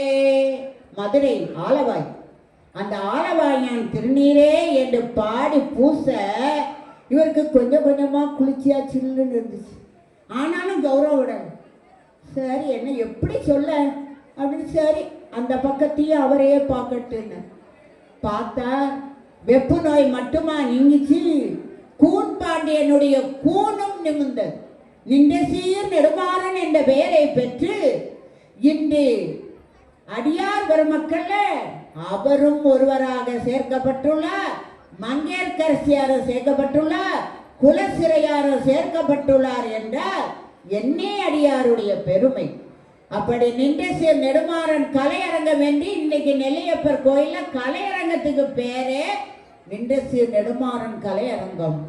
அப்படிப்பட்ட நிலையில அந்த திருநீற்றினுடைய பெருமை சுவாமி கிருபானந்த வாரியார் அருமையாக சொல்வார். அவர் ஒரு தடவை பயணம் செய்து கொண்டிருக்கிறார் ட்ரெயின்ல. எல்லாரும் ஏத்தால 4-5 பசங்க வந்து உட்கார்ந்தாங்க. பசங்க பூரா இவரை பார்த்து பார்த்து சிரிச்சாங்க. சாமி சொன்னாங்களாம், ஏண்டா சிரிக்கிறீங்க, எதுக்கு நீங்க சிரிக்கிறீங்கன்னு ஏண்டையும் சொன்னா நானும் உங்களோட சிரிப்போம்லான்னு. பையங்கள்லாம் என்ன பண்ணியிருக்கான், ஒருத்தன் பார்த்துருக்கான். சுவாமி நான் இல்லை அவன் தான், அவன் இல்லை இவன் தான்.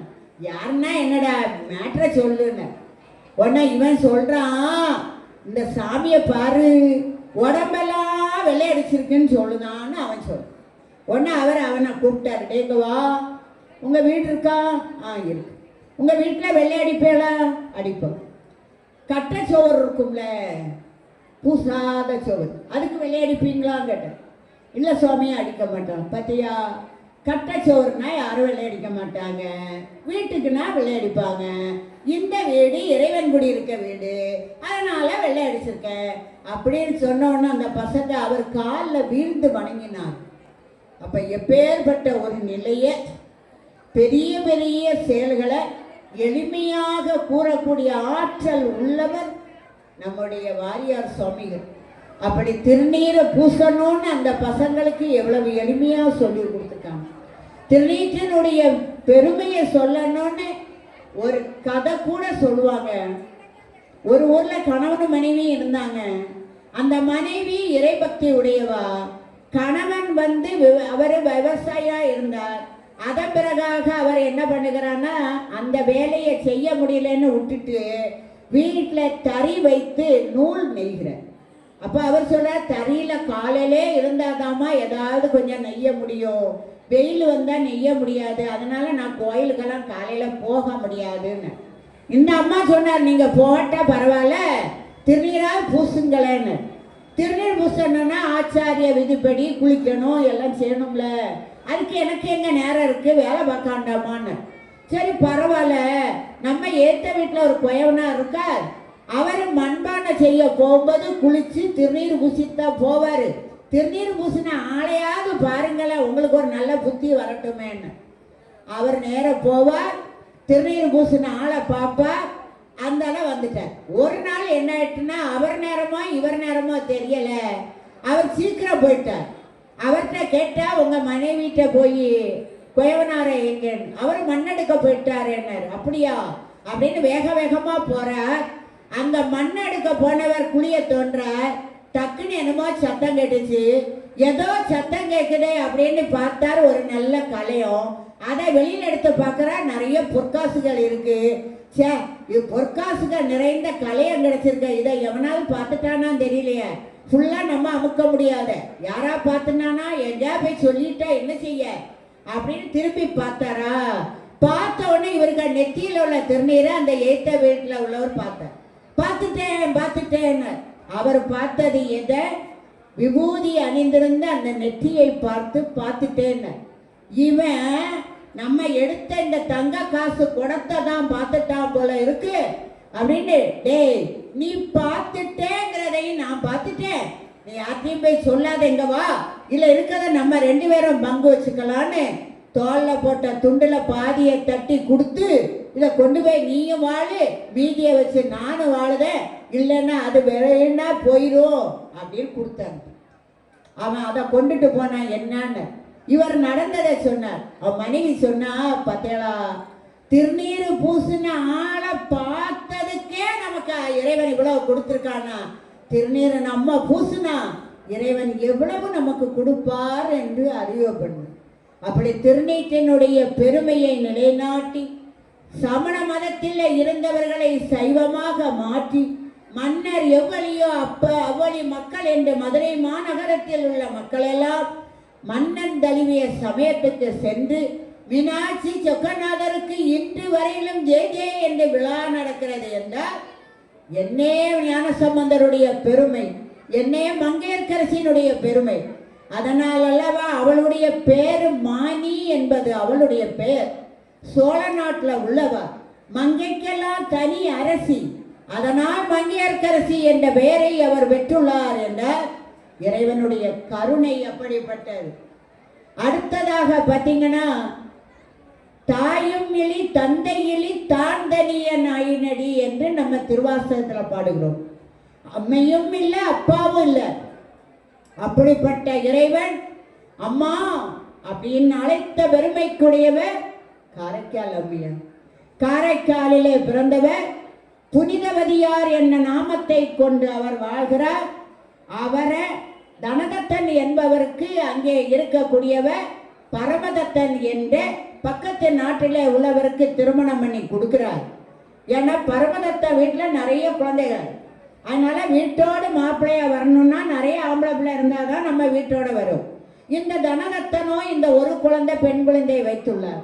எனவே அவருக்கு திருமணம் கொடுத்து வீட்டோட வைக்காம அந்த ஊர்லயே பக்கத்துல ஒரு வீடை அமைத்தி உட்கார வச்சிருந்தார். அவங்க அங்க குடித்தனை நடத்துறாங்க, இவங்க அம்மா அப்பாவும் இங்க குடித்தனை நடத்துறாங்க. அந்த நேரத்துல நமக்கெல்லாம் கதை தெரியும். கடையில அவர் வாணிபம் பண்றார். கடையில ஒரு நண்பர் வந்தார், 2 மாம்பழத்தை கொண்டு வந்து கொடுத்தார். இந்த மாம்பழம் நல்ல மாம்பழம், அதனால வீட்டில் கொடுத்து அனுப்புங்க. அவர் வீட்டிலே கொடுத்து அனுப்புகிறார். இந்த அம்மா மாம்பழத்தை வாங்கி சிவபெருமான் பக்கத்தில் வைத்து பூஜை பண்ணி வச்சிருக்காங்க. அந்த நேரத்தில் இறைவனே அங்கே அடியாராக வருகிறார். அப்படி வந்து பசிக்குது, ஏதாவது இருக்கா அப்படின்னு வந்து வாசலில் நிற்கிறார். அப்பெல்லாம் அந்த பெண்கள் என்ன செய்வாங்களாம், முதல்ல சாதத்தை பொங்கிடுவாங்க, அப்புறம்தான் குழம்பு காயெல்லாம் வைப்பாங்க. ஆனால் நம்ம இன்னைக்கு என்ன செய்தோம், எந்திரிச்ச உடனே குழம்பையும் கூட்டெல்லாம் வச்சிட வேண்டியது. அப்புறமா தான் சோறு இருக்கதே இருக்கு, ஒரு விசிலுக்கு குக்கரு அப்படின்னு குக்கரில் வைக்கிறோம். ஆனால் அவங்க எதனால அப்படி வச்சாங்கன்னா, யாராவது வந்தாலும் குழம்பு கூட்டு இல்லைன்னாலும் ஒரு தயிரோ ஊறுகாவாவது வச்சாவது சாப்பாடு கொடுக்கலாம். வந்த அடியாருக்கு ஒரு டம்ளர் சாம்பாரையா கோரி ஊற்றி ஒரு ரசத்தையா கோரி ஊற்றி குடின்னு சொல்ல முடியும் அப்படின்னு அந்த அம்மா சமையலை பண்ணும்போதே சாதத்தை தான் வைப்பாங்களாம். அப்படி அவங்க வச்சிருக்காங்க. இன்னும் குழம்பு கூட்டு ரெடி ஆகலை. அந்த நேரத்தில் வந்து நின்று கேட்ட உடனே சரி சாப்பாடு ரெடியா இருக்கலான்னு கூப்பிட்டு சாப்பாடை போட்டாங்க. பார்த்தாங்க கூட்டு ஒன்றும் இல்லையே. மாம்பழம் 2 மாம்பழம் கொடுத்து அனுப்புனாரு. ஒரு மாம்பழம் நமக்குள்ளது தானே, ஒரு மாம்பழம் கணவருக்குள்ள, அவருக்குள்ளதான் அவருக்கு கொடுத்துருவோம், நமக்குள்ள அந்த அடியாருக்கு கொடுத்துருவோம் அப்படின்னு கட் பண்ணி அவருக்கு வச்சா அவரும் சாப்பிட்டார், போயிட்டார்.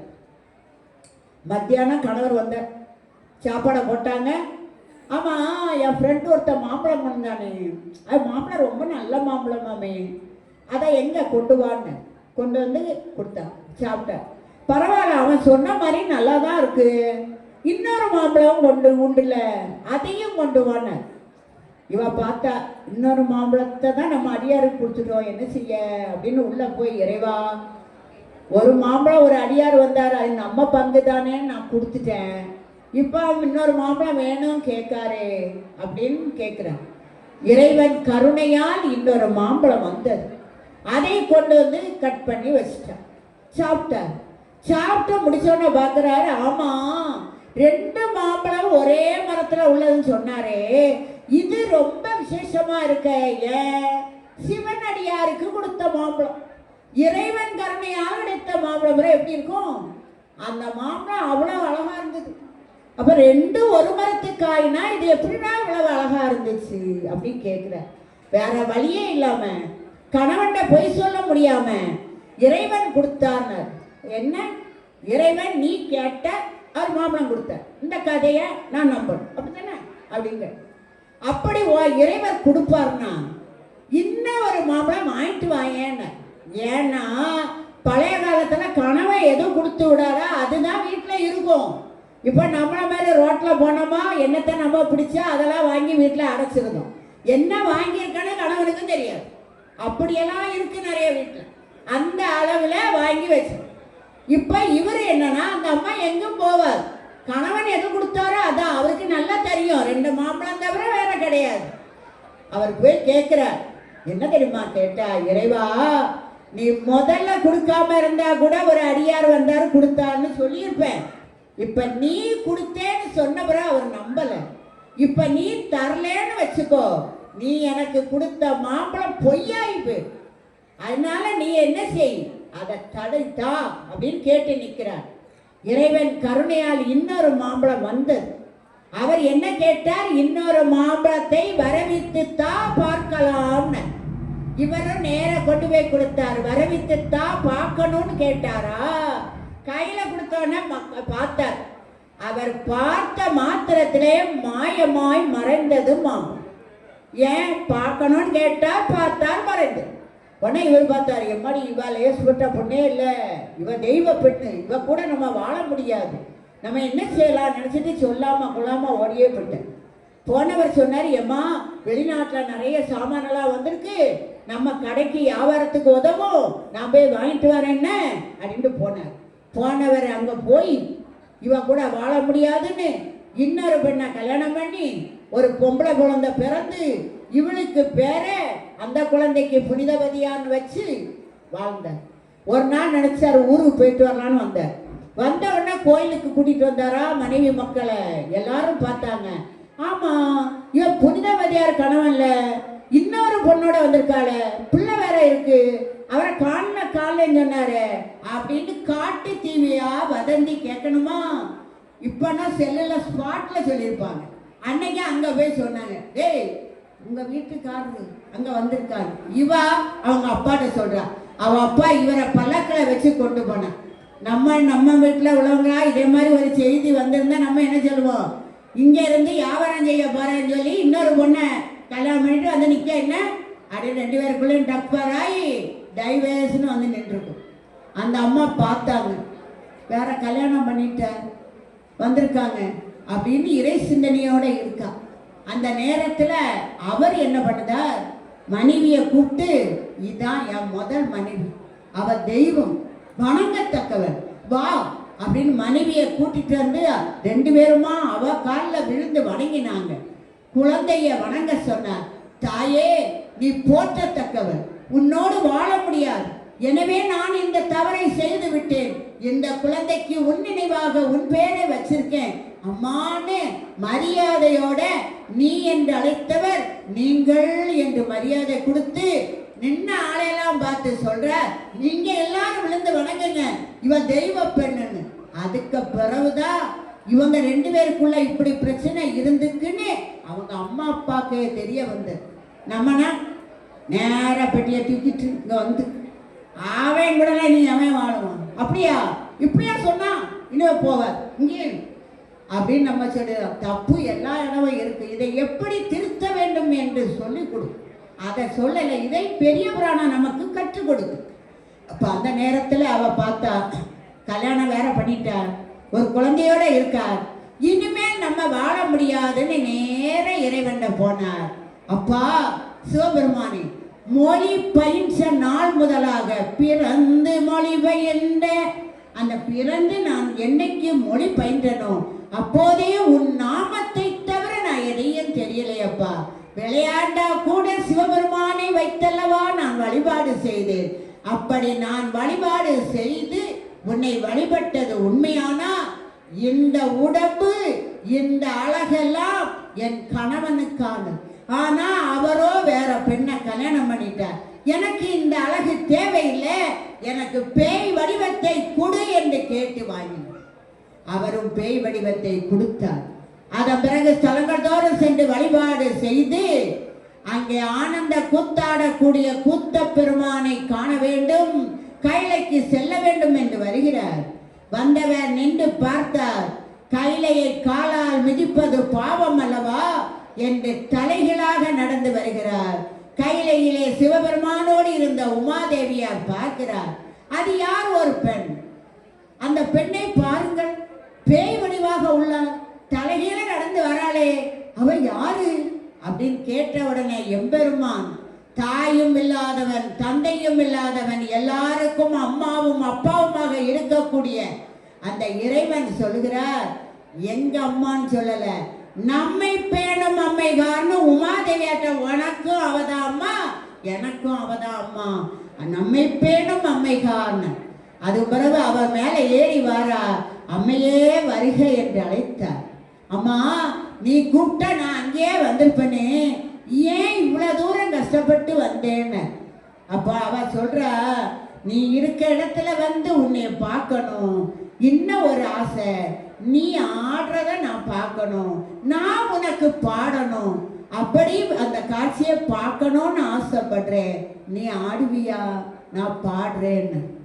அவ சொல்ற, அப்படியா? உடனே இறைவன் என்ன செய்யல, சரின்னு சொல்லல. இங்க வேண்டாமா, நீ நேர திருவாலங்காட்டுக்கு வா, நானும் திருவாலங்காட்டுக்கு வாரேன், அங்க நீ பாடு, நான் ஆடுறேன். அதுக்கு பிறகு அவ ஒன்று சொன்னா, இன்னும் ஒன்று வேண்டும் அப்படின்னு அவ திரும்பியும் பாடுற. அதுல சொல்லுகிறார், இரவாமை வேண்டும், மீண்டும் பிறந்தால் உன்னை என்றும் மறவாமை வேண்டும், அறவா நீ ஆடும்போது உன் அருகின் கீழ் இருக்க என்றார். நீ ஆடும்போதெல்லாம் நான் கிட்ட இருக்கணும்னா, அதனால இன்னைக்கு வரையிலும் நம்ம நடராஜருடைய சன்னதி எங்கே இருக்கோ அங்கேலாம் சிவகாமி அம்மாவும் இருக்காங்க, காரைக்கால் அம்மையாரும் உட்கார்ந்து இருக்கக்கூடிய அந்த காட்சியை நம்ம இன்னைக்கும் பார்க்கலாம். 63 நாயன்மார்கள் எந்த திருக்கோயில இருக்கோ அங்க 62 பேரும் நின்ற நிலையில இருக்கிறார். இறைவனால் அம்மா என்று அழைக்கப்பட்ட காரைக்கால் அம்மையார் ஒருத்தி மட்டும் அமர்ந்த நிலையில் இருக்கிறார்னா நம் அனைவருக்கும் அம்மா அவர். அதனால் ஆலங்காட்டுக்கு செல்கிறார். ஆலங்காட்டில் தான் இறைவன் அங்க காளியோடு ஆடுகிறார். காளியோடு ஆடி அவர் அங்கே வென்று ஆடி அதன் பிறகு காரைக்கால் அம்மையார் பாட இவர் ஆடுகிறார். எனவே திருவாலங்காட்டுக்கு சென்றால் முதல்ல காளியை வணங்கணும், அதன் பிறகு தான் உள்ளே சென்று இந்த ஆலங்காட்டு நாதனை வழிபாடு செய்யும். ஸ்தலங்கள் எப்படி வழிபாடு செய்ய வேண்டும் என்று நூல்கள் கொடுக்கிறது. இப்ப நம்மெல்லாம் பழனியை சொல்றோம்னா, பழனி முருகன் எழுந்தது என்பது போகர் சித்ததால் அமைக்கப்பட்டது. திரு ஆவினன்குடி என்பதுதான் முருகன் என்ற படை வீடுகளில் ஒன்று. அந்த படை வீட்டில் சென்று பழனியில சென்று இறைவனை வழிபாடு செய்யறோம்னா இடும்பனும் இடும்பியையும் வணங்கணும். அதன் பிறகுதான் போய் பழனி ஆண்டவரை வணங்கினார்தான் வழிபாடு சிறக்கும். அது போன்ற நிலையில தான் திருப்பதிக்கு போனா பத்மாவதி தாயாரை வணங்கி வெங்கடாசலபதியை வணங்கணும். அதுபோல ஆலங்காட்டுக்கு சென்றா காளியை வணங்கி அதன் பிறகாகத்தான் ஆலங்காட்டு நாதரை வழிபாடு செய்யணும். இன்னைக்கு ஆலங்காட்டு நாதருக்கு பின்னாடி ஒரு அறை திறக்க முடியாம இருக்கு. அங்க காரைக்கால் அம்மையார் இன்றும் வாழ்ந்து கொண்டு இருக்கிறார் என்று சொல்லுகிறது. இப்படி அவர் பாடி ஓடுங்கால் ஓடி உள்ள முருகீசை பாடுங்கால் பாடி வந்தேன் பரம்பொருளே, ஆடுங்கால் எடுத்து நடமிடுவார் நின் தமிழர் நின்னை படித்த நான் பாடும்படி தக தக தக தகவென்று ஆடவா சிவ சிவ சக்தி என்று ஆடவா ஆலகாலனே ஆலங்காட்டினில் ஆடிடும் நாயகனே லோக நாயகனே நீதிய நாயகனே என்று அந்த அம்மையார் பாட பாட இறைவன் ஆடி காட்சி கொடுத்த அற்புதமான நடராஜ பெருமானுடைய ஆடலுக்கும் அவனுடைய நாமத்துக்குமான பெருமையை நமக்கு உணர்த்திய பெண்ணடியார் ஒருவர் உண்டு என்றால் அவர் இறைவனே அம்மா என்று அழைத்த காரைக்கால் அம்மையார். இப்படிப்பட்ட அடியார்களுடைய அருள் வரலாறு என்பது 63 பேரையும் சொல்லணும்னா விடிய விடிய நம்ம சொல்லிட்டே இருக்கோம். அப்படி அவர்களுடைய பெருமை அத்தையும் திருநீட்டை நிலைநிறுத்துவதற்காக, நாமத்தை நிலைநிறுத்துவாக, அடியாருக்கு அமுது கொடுப்பதை நிலைநிறுத்துவதற்காக, தான் கொண்ட கொள்கையில் வலுவாது இருப்பதற்காக, அப்படியெல்லாம் வாழ்ந்த அருளாளர்களுடைய வரலாற்றை சிந்திக்க அருமையான வாய்ப்பு கிடைத்தது. நம்ம இன்னைக்கு இன்னும் ஒரு அடியாரை சிந்தித்து நம்ம நிறைவு செய்யலாம். பூசலார் என்ற ஒரு அடியார் திருக்கடவுர் என்ற ஊரிலே வாழ்ந்தார். திருக்கடவுர் என்பது ஒரு அருமையான ஸ்தலம். அந்த ஸ்தலத்திலே வாழ்ந்தவர். நம்ம எல்லாம் இன்னைக்கு 60 வயசு 70 வயசு பீமசாந்தி 80 வயசெல்லாம் கொண்டாடினா திருக்கடவுரை போய் சேர்கிறோம். ஏன்னா திருக்கடவுர்ல 2 மூர்த்தி இறைவன் இருக்கிறார். ஒருவர் அமிர்த கடேஸ்வரர், இன்னும் ஒருவர் காலசம்ஹார மூர்த்தி. காலனை காலாடி இடறி மார்க்கண்டேனுக்கு என்றும் 16 வயது என்று கொடுத்தவர். அந்த ஊரினுடைய பெருமை என்னன்னா, இன்னைக்கு பிரதோஷம். இந்த பிரதோஷ நன்னாளில் நம்ம வழிபாடு செய்தா மரணமில்லா பெருவாழ்வை கொடுக்கக்கூடிய அமிர்தம் கிடைக்கும் என்று கடைந்தார்கள். வந்ததோ ஆலகால விஷம். ஆலகால விஷத்தை உண்டு இறைவன் திருநீலகண்டர் ஆனார். அதனால் அவர் பாடுகிறார், அவ்வினைக்கு இவ்வினையாம் என்று சொல்லும் அத்தறிவி உய்வினை நாடாதிருப்பது உந்தமக்கு ஊனமன்றோ, கைவினை செய்து எம்பிரான் கடல் போற்றுதும் நாம் அடியோ, செய்வினை வந்து எம்மை தீண்ட பெறா திருநீலகண்டம் திருநீலகண்டம் திருநீலகண்டம். அப்படி திருநீலகண்டத்தின் மீது ஆணையிட்டு நம்ம சொல்றோம். அப்படி கிடைத்தது. அதை இறைவன் உண்டார். அதன் பிறகு அமிர்தம் கிடைத்தது. அமிர்தத்தை கலசத்திலே வைத்து ஒரு இடத்திலே வைத்தார்கள். அதன் பிறகாக அனுஷ்டானம் செய்து வந்து பார்த்தா அமிர்தத்தை வச்ச கலசம் எடுக்க முடியல. கலசம் எங்கடா ஆச்சு அப்படின்னா, அந்த கலசத்தில் உள்ள அமிர்தம் லிங்கமாக மாறியது. அந்த கடம் அங்கேயே உறைந்ததால் கடம் உறைந்த ஊர் கடவுர் எனவும், திரு என்ற அடைமொழியோடு திருக்கடவுர் என்று அந்த ஊருக்கு பெயர். இறைவன் அமிர்தம் லிங்கமானதால் அமிர்த கடேஸ்வரர் என்பது அவருடைய பெயர். அங்கே உள்ள அம்மா அவதான் அபிராமி. அந்த தை அமாவாசை அன்று பௌர்ணமியா வர வைத்து அபிராமி பட்டனை ஆண்ட அருள் செய்த அந்த அம்மா அபிராமி. அப்ப திருக்கடவுருடைய பெருமை எப்படிப்பட்ட, அப்படி மார்க்கண்டேனுக்கு அருளை கொடுக்க அருள் புரிந்த இடம் திருக்கடவுர். அங்க வாழ்ந்தவர் தான் பூசலர். அவர் என்ன வேலை செய்தார்னா, புகை போடுறது, சாம்பிராணி குங்குலியம். அவருக்கு பேரே குங்குலிய கலைய நாயனார். அப்படிப்பட்ட நிலையில அந்த குங்குலியத்தை போடுறார். போட்டு போட்டு கஷ்டமாயிட்டு இனிமேல் என்ன செய்யணும்னு தெரியல. கடைசி வீட்டில் உள்ளெல்லாம் வித்தார். எல்லாம் முடிஞ்சு பிள்ளை பட்னியா கிடையாது. அவங்க மனைவி சொன்னாங்க, எங்க பிள்ளைகளுக்கு சாப்பாடுக்கு ரொம்ப கஷ்டப்படுது, நான் என் மாங்கலியத்தை தாரை கொண்டு போய் வித்து அரிசி வாங்கிட்டு வருவீங்களான்னு. சரி அப்படின்னு சொல்லிட்டு மஞ்சள் துண்டை கயிறுல கட்டி போட்டுட்டு தாலியை கலத்தி கையில கொடுத்து அரிசி வாங்கிட்டு வான்னு கொடுத்தாங்க.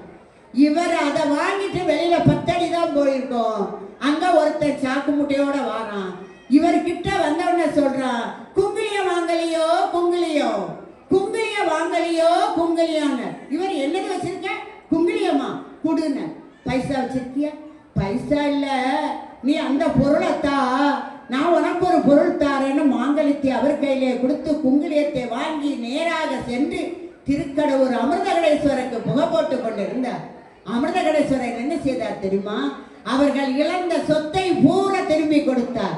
அவருடைய மனைவி திரும்ப வந்து பார்க்க, மனைவி இவளா அப்படின்னு பார்க்க அளவுல உடையும் எதையெல்லாம் இழந்தாரோ அதையெல்லாம் கொடுக்கிறார். அப்படி உயர்ந்தவர் குங்குலிய கலைய நாயனார். பக்கத்தில் உள்ள சாய்க்காடு என்ற இடத்துல சாய்ந்து இருந்த லிங்கத்தை தன்னுடைய கழுத்துல கயிறை போட்ட லிங்கத்தை நேரே நிமிர்த்தினார். அவ்வளவு பெருமை வாய்ந்த அடியார். ஒவ்வொரு அடியாருடைய பெருமையும் நம்ம சொல்ல சொல்ல சொல்ல அவர்களுடைய வாழ்க்கையை நம்ம படிச்சா இத மாதிரி கஷ்டம் நம்ம படவே இல்லையே, அதுக்குள்ளேயே நம்ம இறைவனை திட்டுறமே. இறைவன் எவ்வளவு கருணையாளன், எத்தனை சோதனை கொடுத்தாலும் தன்னுடைய நெறியிலே வாழாமல் அந்த இடத்திலிருந்து மாறாமல் வாழ்ந்து காட்டவர் அல்லவா அடியார்கள். அதுதான் அடியார்களுடைய பெருமை. அவர்களுடைய பெருமையில ஒரு 4-5 அடியார்களை சிந்திக்க அருமையான வாய்ப்பை இந்த ஐந்தவ சேவா சங்கம் அடியேனுக்கு கொடுத்தது. அதுவே யாம் பெற்ற பேராக கருதி அவர்கள் அனைவருடைய திருப்பாதங்களை நன்றியோடு தொட்டு வணங்கி இந்த நிகழ்ச்சிக்கு உபயம் அளித்த கஜிதா சுகுமாரர் அவர்களுக்கும் நன்றியை கூறி எல்லாவற்றிற்கும் மேலாக காவல்துறையினருக்கும் செவிமடுத்த உங்கள் ஒவ்வொருடைய பொன்னார் திருவடிகளை நன்றியோடு தொட்டு வணங்கி வாழ்த்தோடு நிறைவு செய்கிறேன். கலையாத கல்வியும் குறையாத வயதுமோர் கபடு வாராத நட்பும் கன்றாத வளமையும் குன்றாத இளமையும் கழுவினீளாத உடலும் சலியாத மனமும் அன்பகலாத மனைவியும் தவறாத சந்தானமும் தாழாத கீர்த்தியும் மாறாத வார்த்தையும் தடைகள் வராத கொடையும் தொலையாத நிதியமும் கோணாத கோலும் ஒரு துன்பமில்லாத வாழ்வும் துய்யனின் பாதத்தில் அன்பு உதவி பெரிய தொண்டரோடு கூட்டு கண்டாய் அலையாளி மருதியலும் ஆயினது தங்கையே ஆதி கடவுரின் வாழ்வே அமுதீசர் ஒரு பாகம் அகலாத சுகபாணி அருள்வாய் அபிராமியே அருள்வாய் பகவதிமே அருள்வாய் பகவதி தேவியே என்று அந்த தேவியினுடைய திருவடியை வணங்கி நாம் அனைவரும் உடல்நலம் நீளாயுள் நிறை செல்வம் உயர்வுகள் விஞ்ஞான பெற்று ஓங்கி வாழ பகவதி தேவியினுடைய கருணை பரிபூர்ணமாக நம் அனைவருக்கும் இருக்க வேண்டும் என்று பிரார்த்தனை செய்கிறேன். கைலாய பரம்பரையில் சிவஞான போதநெறி காட்டு வெண்ணை பயில்வாய்மை மெய்கண்டான் சன்னதிக்கோர் மெஞ்ஞான பாடுவாயி குயிலாறும்படி திருவாவடுதுறை வாழ் குரு நமச்சிவாய தேவர் சைலாதி மரபுடையோர் திருமரபு நீடூழி தலைக்க மாதோ வான்மையில் வளாது வைக மலிவளம் சுரக்க மன்னன் போர்முறை அரசு செய்க குறைவில்லாத உயிர்கள் வாழ்க நான்மறை அறங்கள் ஓங்க நற்றவ வேள்வி மல்க மேன்மைகள் சைவ நீதி விளங்குக உலகமெல்லாம் விளங்குக உலகமெல்லாம் விளங்குக உலகமெல்லாம். திருச்சிற்றம்பலம். ஓம் சக்தி ஓம் சக்தி ஓம் சக்தி ஓம். இந்த வீடியோ உங்களுக்கு பிடித்திருந்தால் லைக் செய்து உங்கள் நண்பர்களுடன் பகிரவும். மேலும் இது போன்ற ஆன்மீக காணொளிகளுக்கு ஆன்மீக பூமி யூடியூப் சேனலை சப்ஸ்கிரைப் செய்து வைத்துக் கொள்ளுங்கள்.